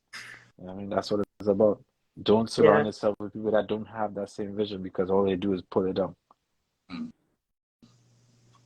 So true. Dropping gems. I hope you guys are taking notes. Yeah. So, Andre, I've seen you out and about. What is new with you? What is new? Well, I am getting ready to do another master class / performance with Miami University in Ohio. A lot of people think that's in Miami, but it's not. I actually learned that afterwards myself. So it's in Ohio. So you went to Miami instead of Ohio? No, actually, when the guy called me, Wait, hold on. okay. When Chris called me to do the gig, and I'm like, okay, I'm going to Miami. No, it's actually in Ohio. I changed my whole. I was so super excited for the sun and everything like that. And I was like, all right, I figured. So yeah, but I have that coming up, and then I actually go to do a show in Guyana, I believe. A tour Tappan's supposed to be in that show. Bugsy, Ted St. John, a couple of people supposed to be on that show. And then from there, I'm supposed to head into Barbados, literally right after that. And then from Barbados to Trinidad. Yeah. To see it. Yeah. So so that's the itinerary so far. And then I think I have a show. I know I have a show the first weekend in June with Etienne Charles at Lincoln Center. Wow. And then, back into Panama season again for the summers in New York and England. Yes, I name drop. was at Charleston. I was the bass player Right? in concert. Oh, nice. What's up, Daniel? Oh my goodness. So, since you'll be traveling with your pan, I assume. Yes. Flogo, what you saying, my brother? Hey, Flogo. He is literally everywhere. I know. So, how do you pack your pan? Because we heard one with the what do you call it? Inflatable donut things. How do you pack your pan? Meaning like what? Like what do I put in it? Yeah, So like when you're I traveling, how do have you pack it? I have these hard cases that I got actually from England from the manufacturing company hard case. Okay. And just to save myself a few extra bucks, I always make sure to put clothes underneath and above. Soft stuff, nothing to really interfere with the instrument, and it kind of provides an extra bit of cushion. It's a little bit extra weight, but nothing to really have to break the bank with, and kind of secure that way. Knock on wood. We find some wood here. Everything going good. I've never had any issues with any of my instruments traveling. That's Okay. I know. good. I think we all just have PSP from Victor, Yeah. so we're just Yeah. I saw that, and that's not the first time I've saw that personally. It was a time I was working with a church organization, church steel band in Queens, New York, and Gus actually had made some instruments for them. One of the tenors, up as if it was full up already or something like that. It was really bad. It was really bad, and I remember I sent Gus the pictures, and he's like, "Wait," you know what I mean? So, wow. yeah, but I really feel for Victor. I know what it's like to have a personal relationship with an instrument and it not being like they feel like you're not having that anymore. It's like you lost a lover, Mm-hmm. like you lost the love of your life. You know what I mean? Yeah. This instrument here that I have here has been with me probably over that's what 13 years now. And I don't use it for gigs anymore, but that's because primarily it was out of commission over the whole pandemic. I had gave it to a tuner to fix for me, and he kind of messed it up really bad. Luckily enough, Gus was able to bring it back, and now it just stays in my house. I kind of just leave it here. Not to say I It's your can't baby. It bring it doesn't. out. I just yeah. It just stays here, and it grinds with me. You know what I mean? It goes with the emotions with me. So.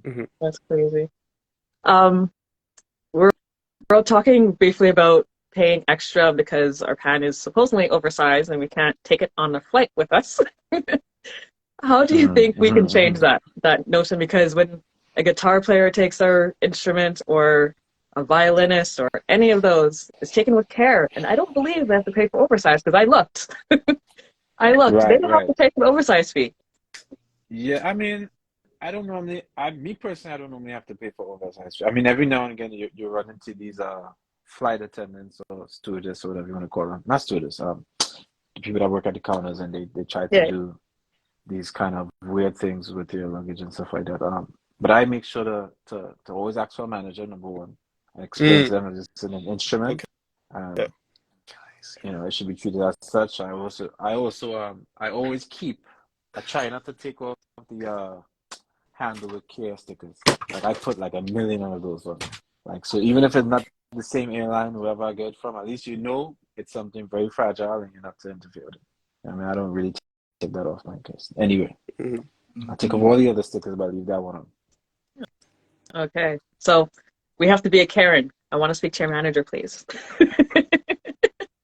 You mentioned that, and something came to mind. Someone asked me if I insured my instrument, and it's such a weird thing to think about, insuring an instrument, but it's expensive in the first place that it's something that we should consider going forward. Because if these incidents happen, like with airlines and stuff like that, how are we going to get back that instrument? Are we going to have to put out an extra large lump sum after we work so hard to get it in the first place? I think that's a good conversation to have. How do we insure our instruments? That's a good question because I've insured the pans that I have in my band, and the arguments and long conversations I've had just to get insurances for us to leave the building if we do leave with our pans to another venue. The argument that I had with them about that. So to do it for myself, I don't know if I want to do that again. Like it's so much work because they don't understand what it is. But for any other instrument, it's fine. Very good to know. Sorry, were you going to say something? I'm not sure if we can. We can't hear you.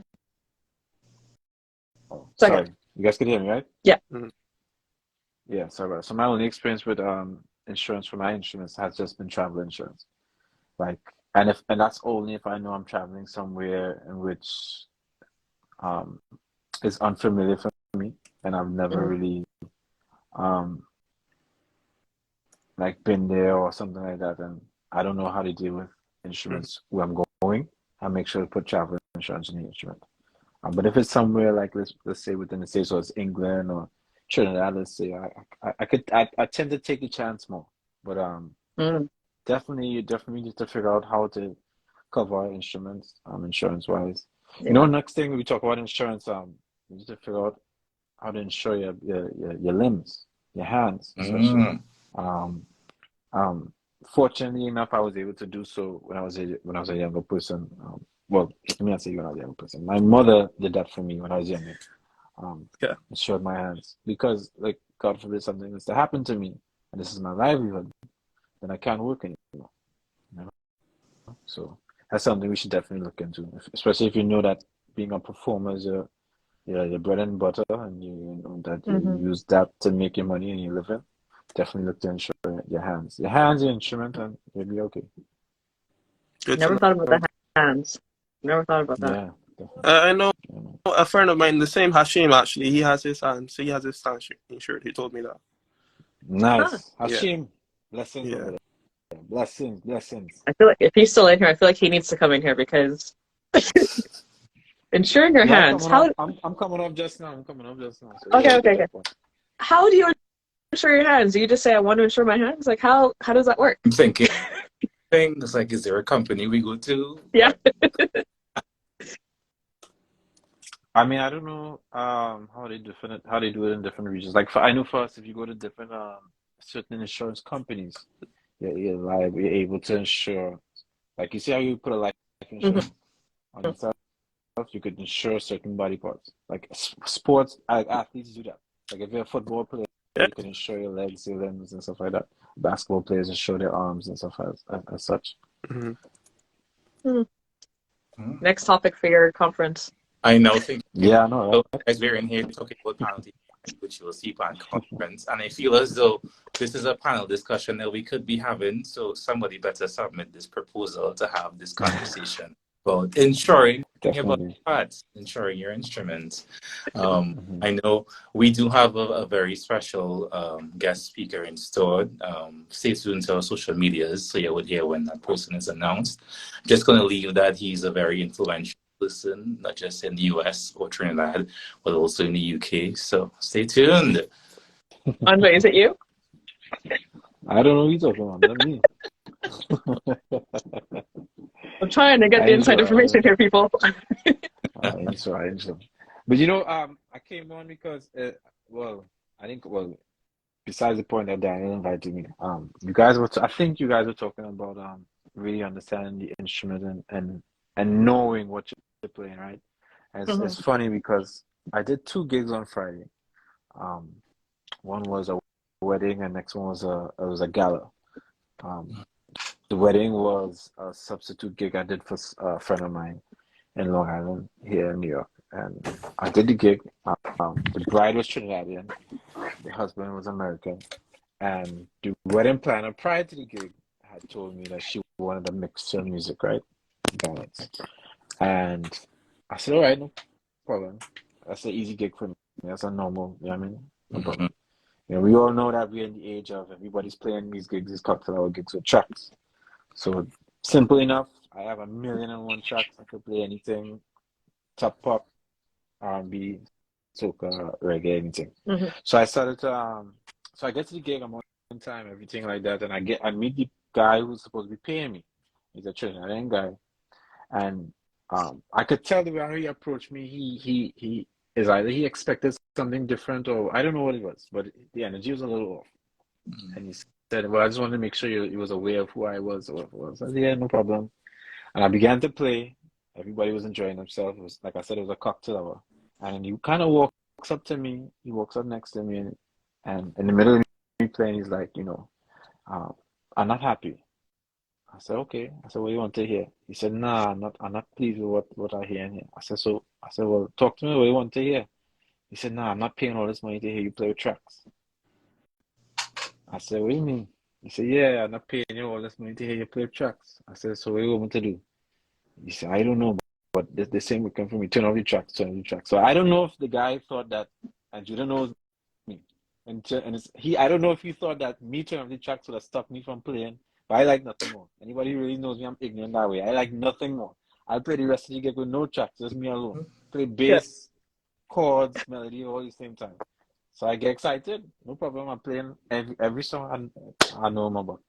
You know, started playing whatever, and at the end of the gig, he said, yeah, yeah, I wasn't satisfied. So I said, well, what was the problem now? Like, you know what I mean? I mean, if you really didn't want any gig, I mean, if you didn't want tracks, you should have said something from before to the person who you originally booked. So yeah, no, it's the fact I wanted this person whatever, and you were on the gig. But I brought the point to say, well, because he kept referencing a certain panels, and I don't want to sort of bring people's names into it. Yeah. And I'm going to bring the question to you as we need to find a proper balance between entertaining and playing to the caliber of respect, right? Being a respectable musician. Because a lot of us are doing one or the other, right? So I'm not taking any sides here. I'm not taking any sides. I'm not saying that you shouldn't perform, and I'm not saying that you shouldn't learn to play music, but we need to be able to do both. Right. Too many times I do feel as panelists we get caught up in the concept of trying just to entertain, just to cut the gig. We have to learn to do both. A big inspiration of mine in reference to, and he's not even a panelist, but in respect to how he carries himself on a bandstand is a guy named Arturo Tappan, right? Yes. Because I watched a lot of his videos and the way how he presents himself, especially for a Caribbean artist, a musician, you could tell he has the musical knowledge, but he still entertains. You know what I mean? A lot of us are going out there faking the funk and making people believe that what we're doing. I mean, eventually the niche of just playing pan is going to become boring because there's so much of us. So when that happens, what are we going to do when we lack the knowledge of being able to compensate? What are we going to do? So that's my only question to you guys. And then I'm going to leave you guys. So the question, what was the question again? What can you? The question is, I guess it should be the importance. What is the importance to you of being able to really execute and play and have knowledge of your instrument as well as entertain? Okay, so this is a biased answer. Being able to do both. This is a very biased answer because I know Arturo pretty personally. Like I would argue that he is my mentor. He is directly responsible for the musical perspective that I have. And so the answer is based off of what I've seen while I've been playing with him for the past 2 or 3 years. So for example, Tides. He has a gig at the Tides down in West Coast in Barbados. It happens on Tuesday nights and Saturday nights. And I try to show up as often as I can to play with him. And the first thing that he says, Tides is a fine dining restaurant. We have to play softly. That means that me as a steel panelist, and he brought this up, he was like, he doesn't really know many steel panelists that can control their dynamics that sort of way. Yeah. You have to play softly because we're in an audience of persons that just want to enjoy their night, want to converse and interact. We cannot be a distraction. And you have to be able to handle yourself musically while playing softly because there are a lot of persons that may not be able to express themselves effectively because they have to pay attention to their dynamics. So that by itself, that one aspect by itself is a fusion between competence and performance. It's a case where you have to cater towards your audience, like measuring your dynamics, and you have to be competent enough as a musician to still be able to showcase yourself effectively through measuring your dynamics. Another really effective one from Arturo. Okay, so for example, QP, I was running stems and steel pan for QP Soca Week back in August of 2022 with Arturo. Plus he plays exclusively at Tides, QP, and QP Bistro. The dress. This is something that I learned from him a few weeks ago. QP Bistro is a fine dining restaurant, which means that I cannot show up with a t-shirt wearing jeans, wearing sneakers. I can't do that. That is not Mm-hmm. optional. I can't show up in three-quarter pants that Saturday. I need to present myself as if I'm going to play in a fine dining restaurant. QP So with Bistro is all a that, wait, bistro. before you go any Mm, further, I just wanna so with all yeah, this being said, right? yeah. So I guess okay, now let's rephrase the question. So are we saying that the entertainment is more important than the knowledge of the instrument? I would not That say that. should be the question. That should really be the question. Uh, But how that's a much tough of us? It goes back to what you were saying before. How much of us even know that we don't even know the knowledge of the instrument? In Yeah. the sense of Yeah. forget the history. We're talking about knowing your instrument. Mm-hmm. Okay, How much understood. of it could show up on a gig? Somebody plays something, and you could respond appropriately. Yeah. That in itself is a skill. Mm-hmm. One thing I understood a bit more having played in a steel band, Mm-hmm. you know, because that requires a sense of adaptability. Mm-hmm. Growing up in that steel band setting, you know, okay, you mentioned dynamics being a thing.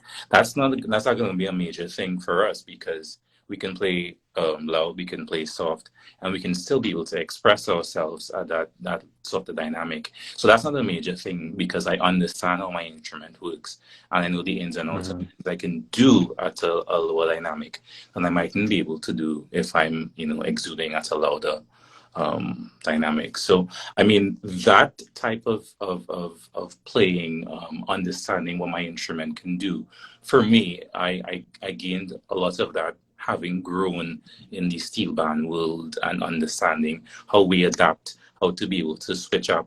And then I was fortunate enough where when the band needed like solo things, persons to go out and represent, I got some of those opportunities, and that too builds your confidence to be able to understand your instruments. So you know what to deliver or know how to deliver it, because it's most of the time they just want somebody to play something in the background, which we can do, but it doesn't require, I would say, a great deal of it's a funny thing because it requires attention, but at the same time, are they really listening to what you're playing? And it gives you the opportunity to grow your I guess musicality, be able to express different things that would allow you knowing that understanding of your instrument. I can do this, I can try this. It really is a foundation to be able to express the entertainment side of it.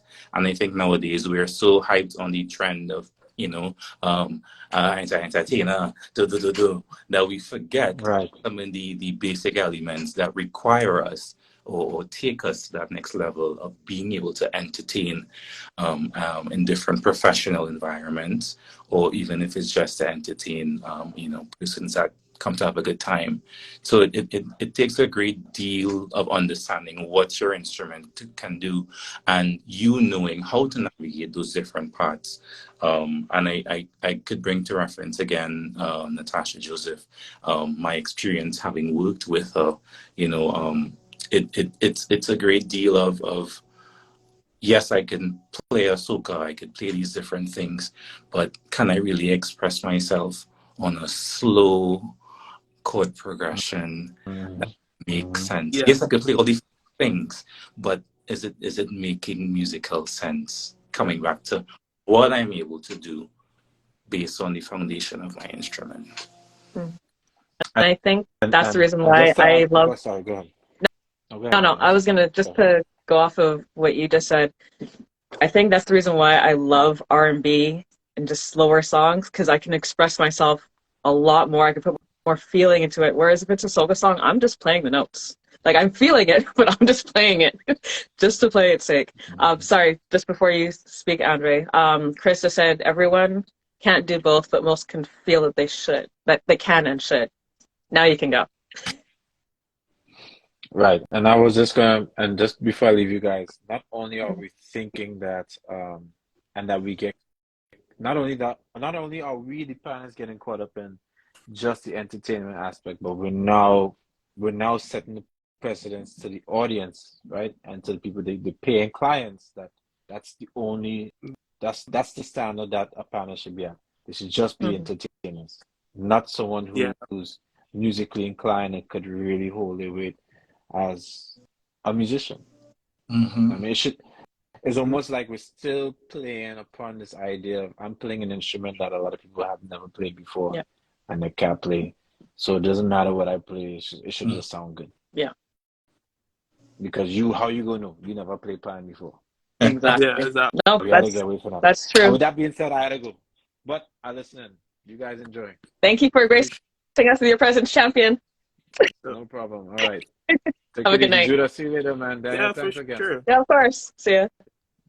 Take it easy, right? All Yeah. right. But yeah, For sure, Andre. Yeah. it's a Absolutely. very knowledgeable day today. It is. Yeah. I think for me, I shy away from the entertainment side of it. I mean, Mhm. I do it, Mhm. but I don't see myself as what is portrayed now as the thing, like a flashy entertainer. I mean, I can do it, but I don't see myself as exuding that type of Mhm. confidence. Mhm. Yeah, we outside, ting, you know.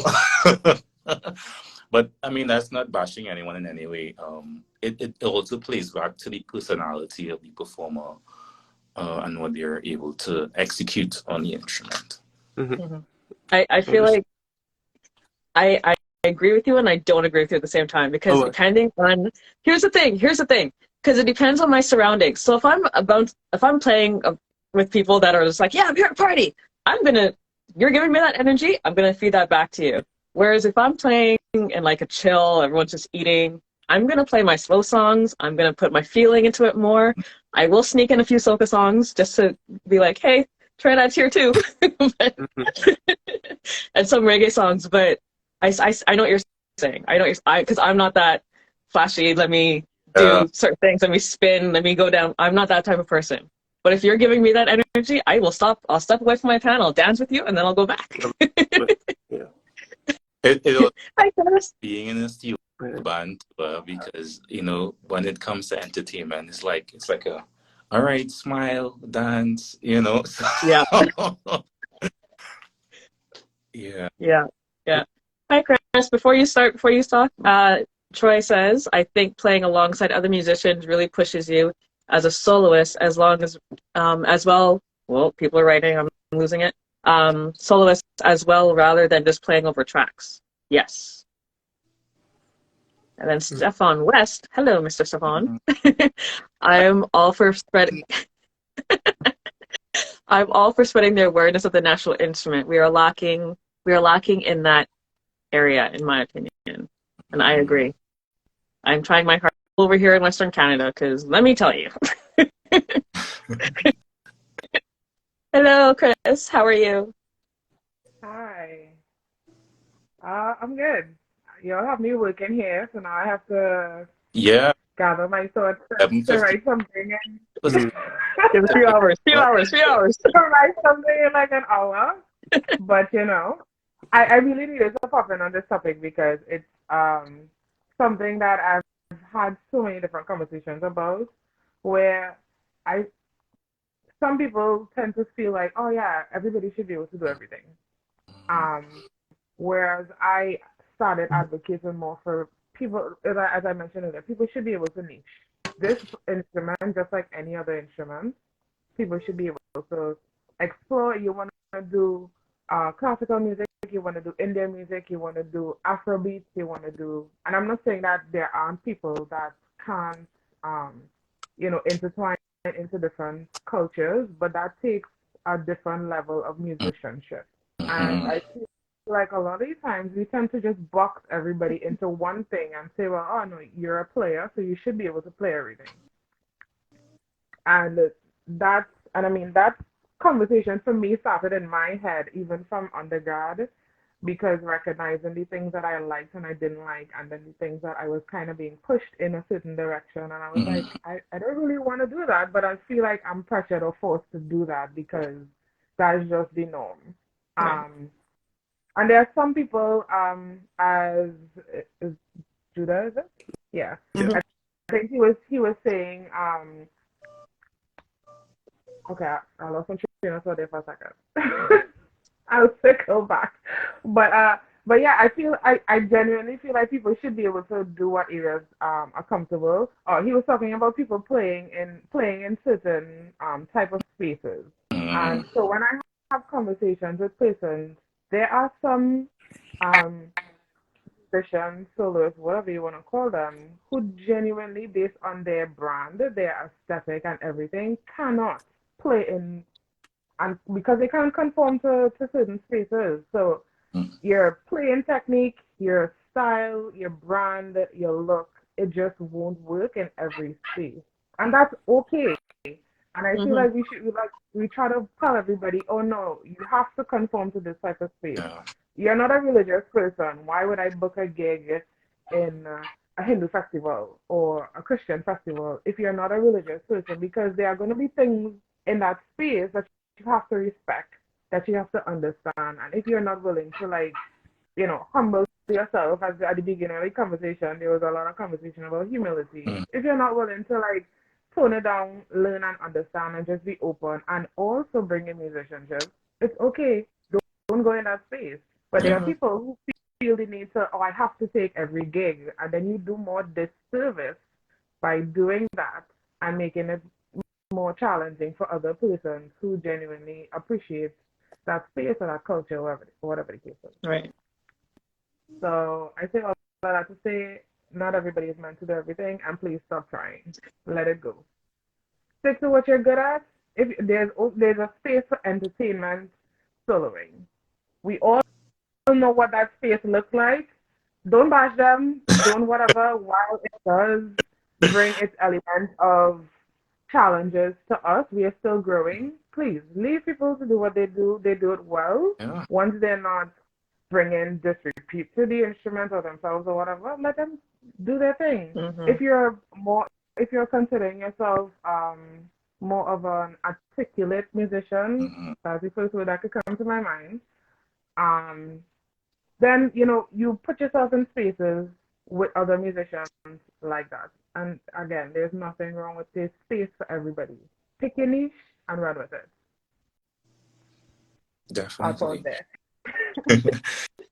I think also to being open to see what that other side might bring. Because I mean, I know that I wouldn't. It's not in my personality. It's not something, as you mentioned, you find things that you feel comfortable doing. But I think it's also an opportunity to see. I wonder how that side is. How they operate in these settings. Not that you have to join or you have to conform to that, but I think being open to seeing what the possibilities are also can maybe broaden your horizon or your that way. And yeah. I agree. Understood.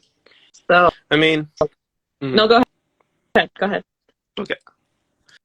All right. So, I mean, the person that I am, I already know that I have unrealistic standards for people. I already accepted that, and I'm not going to pretend like if that's not the case. I'm not going to pretend like if other persons simply just don't think the way that I do. Mhm.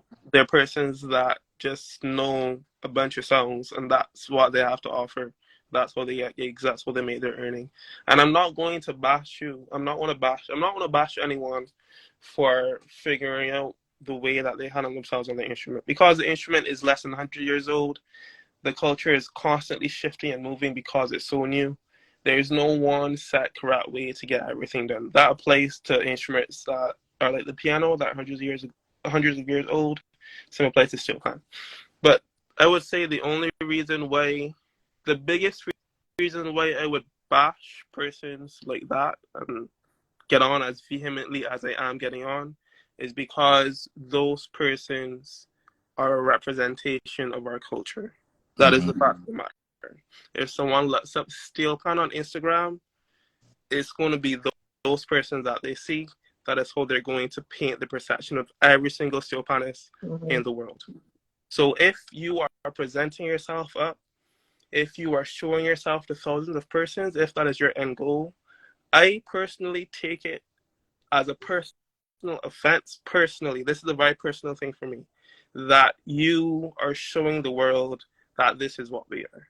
And I personally would say it would benefit you and everyone else in the steel pan community if you can back up your talk with a good walk. You get what I'm saying? If it was a case where they were just doing gigs, making their earning as a solo performer, that's one thing entirely. But the fact that because they have so much power and influence, because of their following, because they represent all of us, that is their responsibility because they have that following. As a result, I'm going to hold them to a different standard. That's just how I am. Maybe that's unreasonable. Maybe I shouldn't be doing that. Maybe I'm causing problems for myself. I don't really care because I know who I am and I know why I believe the things that I believe. But yeah, I'm going to stand by that.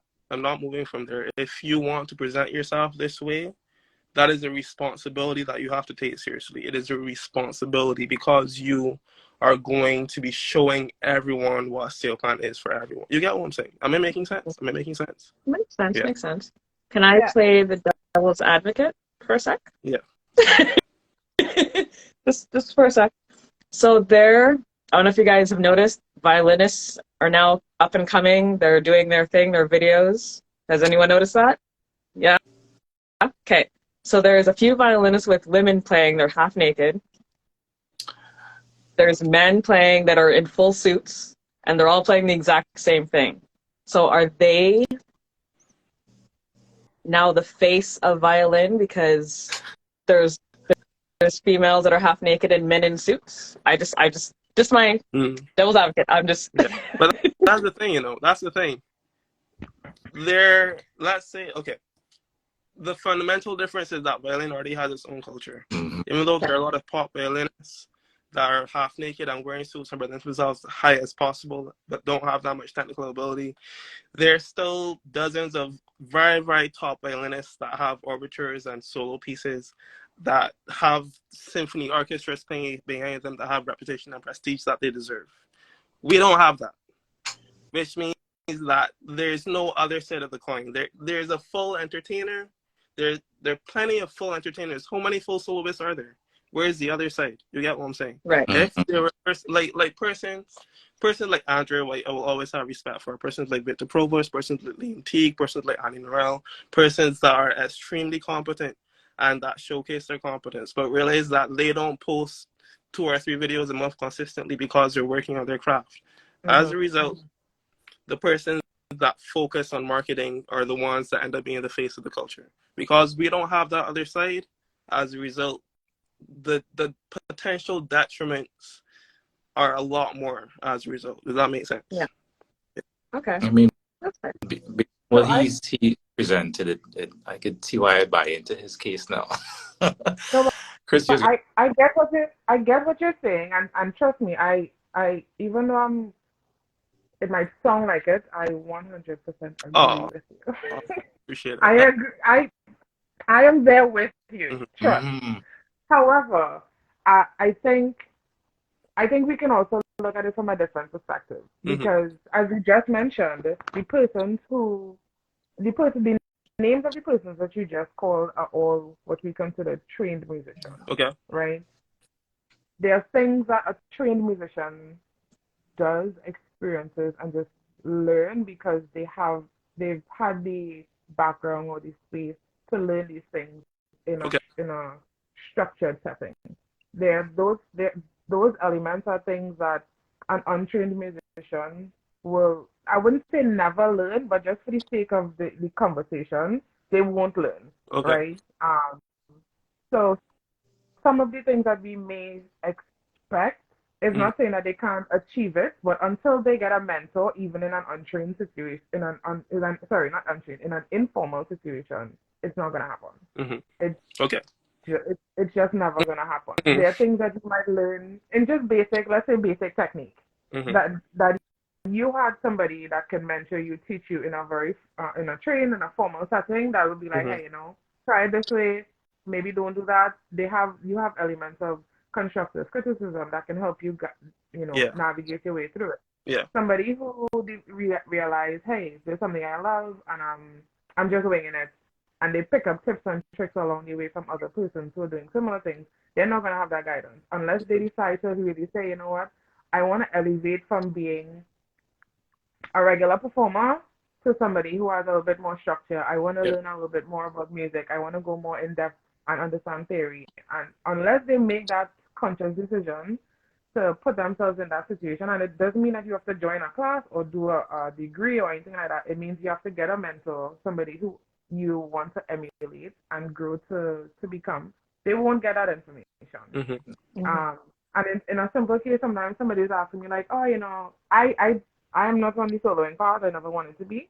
But somebody was asking me like, oh, you know, I want to do this. They want to play at a thing, but they want to get some more practice techniques. Like, what should they do? So now I started to break down the basic steps of what practice techniques look like. And they were like, yeah, nah, I'm not doing that. This is a person who can play, yeah? It's not like they can't play. They're a great player and everything. So I'm like, okay, well, if you really want to like improve on your execution in a ramage or whatever the case is, I'm not telling you, we ain't talking about what notes to play or nothing. I'm talking about basic practice techniques that will help you be a better execution in your performance.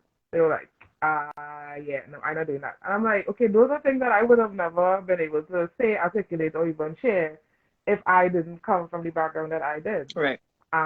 So it's one of the reasons why I can give a little bit of grace, not a leeway, but a little bit of grace to certain persons who don't have that background. Okay. It doesn't mean that they are null and void or free of any criticisms based on the things that they do, because like you do say, they are out there, they are putting themselves out there. And I think a way we should look at counteracting that as part of the conversation is for us to start putting things out more. Yes. Instead of trying to get them to do less, how about we start doing more? Because as you said, most of the time the person who grinding, who doing the work behind the scenes, I don't have time to be saying, I'm putting off videos every minute.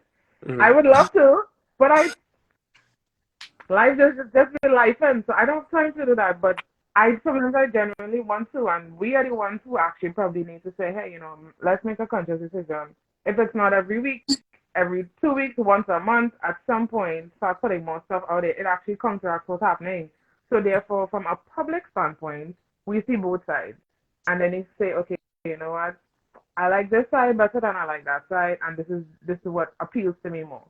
So because the public only sees one side, naturally that's what they're going to gravitate towards, and we get upset because it's like, oh, that's not a representation of me. But then we should be putting out representations of us. Yeah. I like classical music. If I prefer to just do more classical music on pan, I should be putting more of that out. I'm not saying, well, no, this person over here only banging at their pan. Okay, well, maybe I should be putting out more classical music so that Yeah, what's the song like? Right, this here contrast. You know, so I'm kicking some jobs at myself as well in here. Yeah. Just to say, we should look at it from a different angle instead of trying to force them to do less, because they're clearly doing what they're doing and they're making bucks. Maybe we should start putting out more content and let's balance the scale now. Yeah. And it goes back to what we said earlier. Remember the conversation, how we said we need to put, even though we're just starting, just put something out. There's 30-second reels. There's shorts on YouTube. There's TikTok. Just put stuff out there. Like you, Chris, I'm putting myself out there. I have... Feeling the same way. Listen, we're all calling out ourselves here because I would do that. I used to do that where, you know, I used to play in church and do other things, and I'd be like, oh yeah, I'll just take a quick little live or do a quick little video and just put it up. But like, ask me when last I see behind my pan, because I am doing so many other things. Practice is like somewhere far in the back burner. Side note, this is a very fun fact. This panorama, I had a bunch of people look at me like, you didn't play pan? I felt it wasn't like I felt bad, like anybody was making me feel bad, but I just felt like, this is your life? Like, what is this? So funny. Understood. That was very funny. Yeah. Well, we have been on live for 2 hours. Doesn't feel like that. I know. Like, I feel like I need to get a carob and just sit back and just. going back in my room to Ma'am, talk. ma'am. Let's switch that to a green bottle. Okay then. I know that's all they might be able to get there, but before I reach here, maybe let's switch it up. Do not kill Oh, me. carrot. Okay. Heineken, Guinness, whatever you put in my hand, I'll drink it. Listen, in these lands, it's either yellow or you're green. Pick a side. What side will not kill me?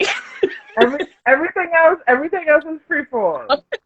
But you see the green, the green and the yellow, you gotta pick a side. Okay, but they're both really good. There's no way to win. There's no way to win. You have a Okay. couple months to figure it out. Okay. All right. If you guys don't see me, you know what? I picked the wrong color. Do not That's kill me. Do not kill me.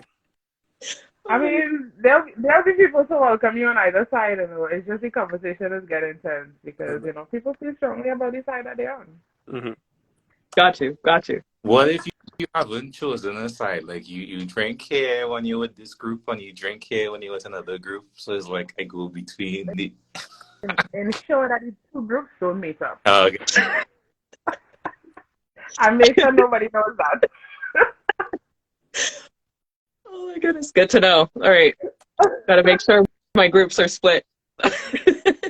No, because when you go out, if you're known as a Carib drinker, and you go out, so people are like, oh yes, she's a Carib, he's a Stag, she's a whatever.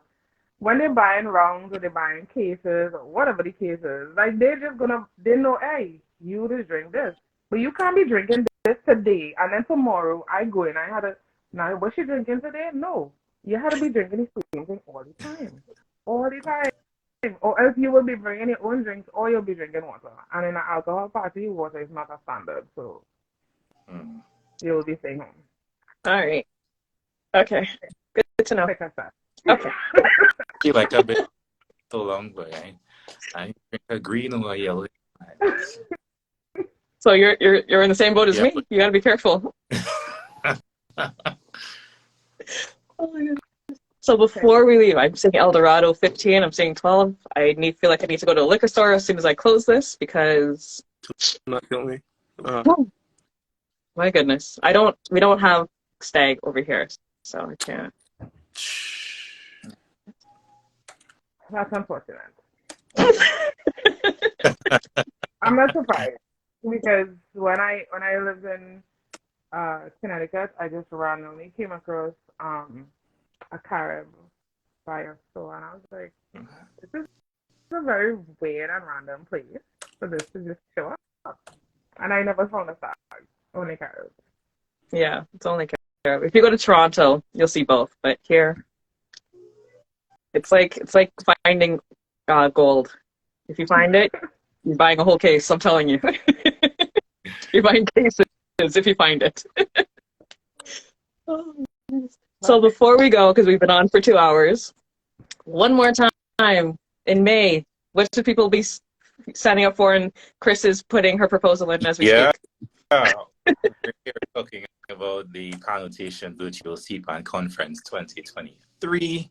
An opportunity for us to have more conversations like these, and as well as some more in-depth conversation on the culture, the instrument, the art form, new advancements, ways for us to just be able to commute, and more is possible at the Connotation Virtual CPAN Conference 2023. This year we do have the paid option installed, which would guarantee that you get, as a registered member, you get the full recording of the conference. So if you can make a day, you get access to the full recording as a registered member. And I'll mention those tiers again. So we calling them the professional participants. So just come and be a part of the conference, contribute to the conversations, chime in. It's going to be hosted on a virtual Zoom platform, which is very interactive. So for the professional participants, $200 TT dollars or $38 US dollars. That's professional participants.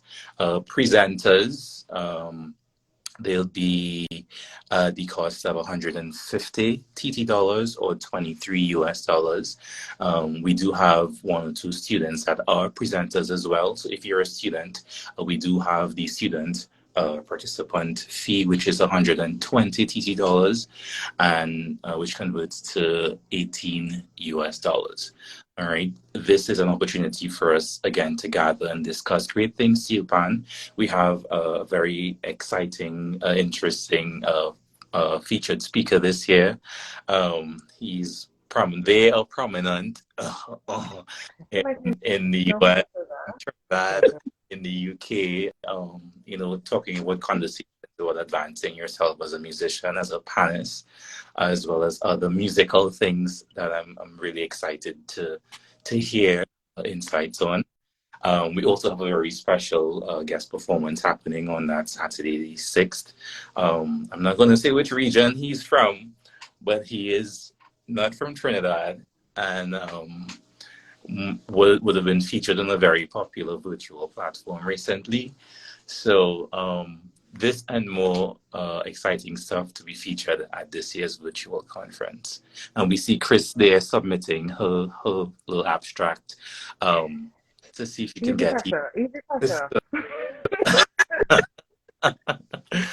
Again, the committee is meeting tomorrow afternoon, so we'll be reviewing the proposals that persons have submitted. So if it is that you want to submit something quick on maybe a panel discussion or a presentation that you would like to do, there's still a very small window where you can submit that information. Visit our conference page at www.pannotation.com, or just go to our Instagram and click the link in the bio, and it's going to take you straight to that conference page where you can see all of that information and more. I mean, come on.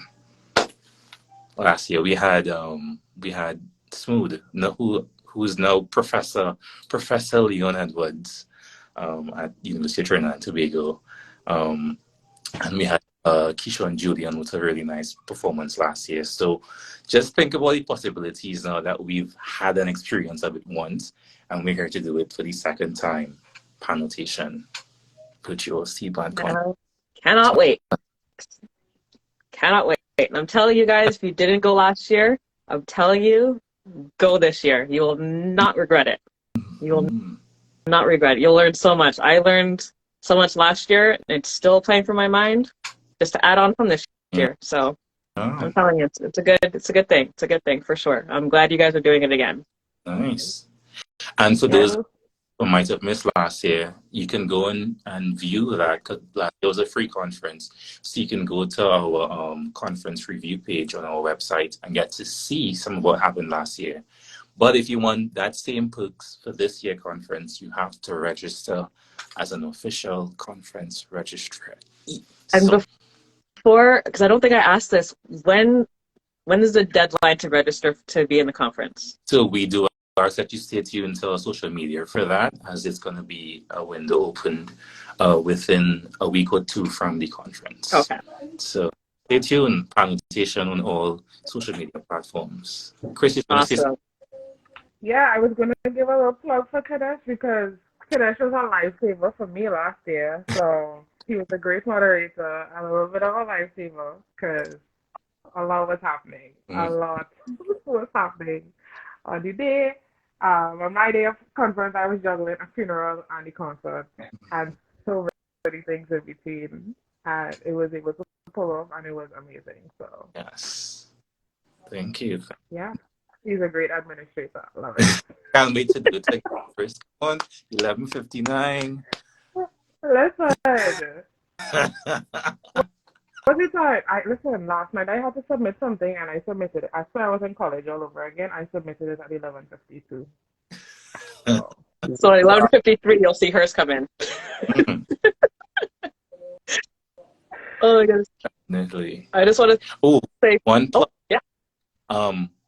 Maybe this is a discussion that somebody could submit. I would love if someone can talk about those arrangers that have won in every category. There's arrangers that have won in small, in medium, in large. They've won in Trinidad, in New York, and in the UK. That's a great discussion to have. So if you want to submit something and pull a few of your colleagues or your friends together, hey, submit something. And regionally. 11:59. And regionally, yes. Yeah, that would be a great conversation to have, actually. Anybody wants to do a panel, hit me up. I'm not doing that by myself. That's a lot of work. These stats are there. I can pull up your stats. That's a lot of work. Anybody wants to do a panel, hit me up. Sure. Okay. And Judah, right? The pan in Barbados, performances go about doing this. How do you navigate your life as a performer? Okay. I may or may not. You would have seen I was like looking down constantly for the past half hour. I may or may not have already proposed because I had a thing that I was already working on, so I already submitted the proposal now. So yeah, I'm gonna be there.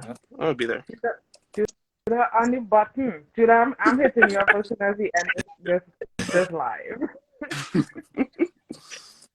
See, I'm helping you get more proposals. I'm helping. You may get a flood. Troy keeps sending stuff. Troy, I don't hear you say. You could get it. I don't hear you say you're gonna submit anything from Canada. What's happening? Because I don't need to. I don't need to. Get a panel going. Let's hear about Trencan and what's happening in Canada. Pan in Alberta. Come on. On that note, we're gonna call it a night because Do not kill me. we've been on for over 2 hours. I'll see what I can do. I can't promise you anything. I'll see what I can do. If not this year, next year for sure. I got you. But again, I want to thank everyone, Judah, Chris, Mr. Pan Notation, because I feel like you're like the face of Pan Notation right now. Well, is it a face? Is it a handsome face? Just check it. Audra, I want to thank you all for joining us today. I've been debating if I should post all my open discussions on YouTube. I don't know if I should. I don't see why not, honestly. Okay. We need to post more stuff. Yes. Focus ourselves. You can even. We just had a full conversation about that. Yeah. We did. All right. Done. All right, everyone. Have a good night. I look forward to seeing more posts from all of you that have been watching and will be watching later. I'm going to hold all of you guys accountable. Just hold me accountable as well, because I got stuff to post as well. You too, Chris. Post more classical. More classical. 30 seconds. Sure. But before we go, so let me just take this time to say a very special thank you to Danielle for opening discussion to Pan Notation this evening. We're very grateful from the entire team at Pan Notation. We thank you to you and for tuning in and providing this opportunity for us to talk and discuss stuff. So even though we don't agree with a lot of things, it's okay. It's fine. Perfectly fine. It's okay. It's okay. That's why we have to have these conversations more often, for sure. Mm-hmm. Yeah. All right. Have a good night. Enjoy the rest of your week. Aldine, you're late. We're closing out. 2 weeks. See you guys next week. Bye. Bye. Bye.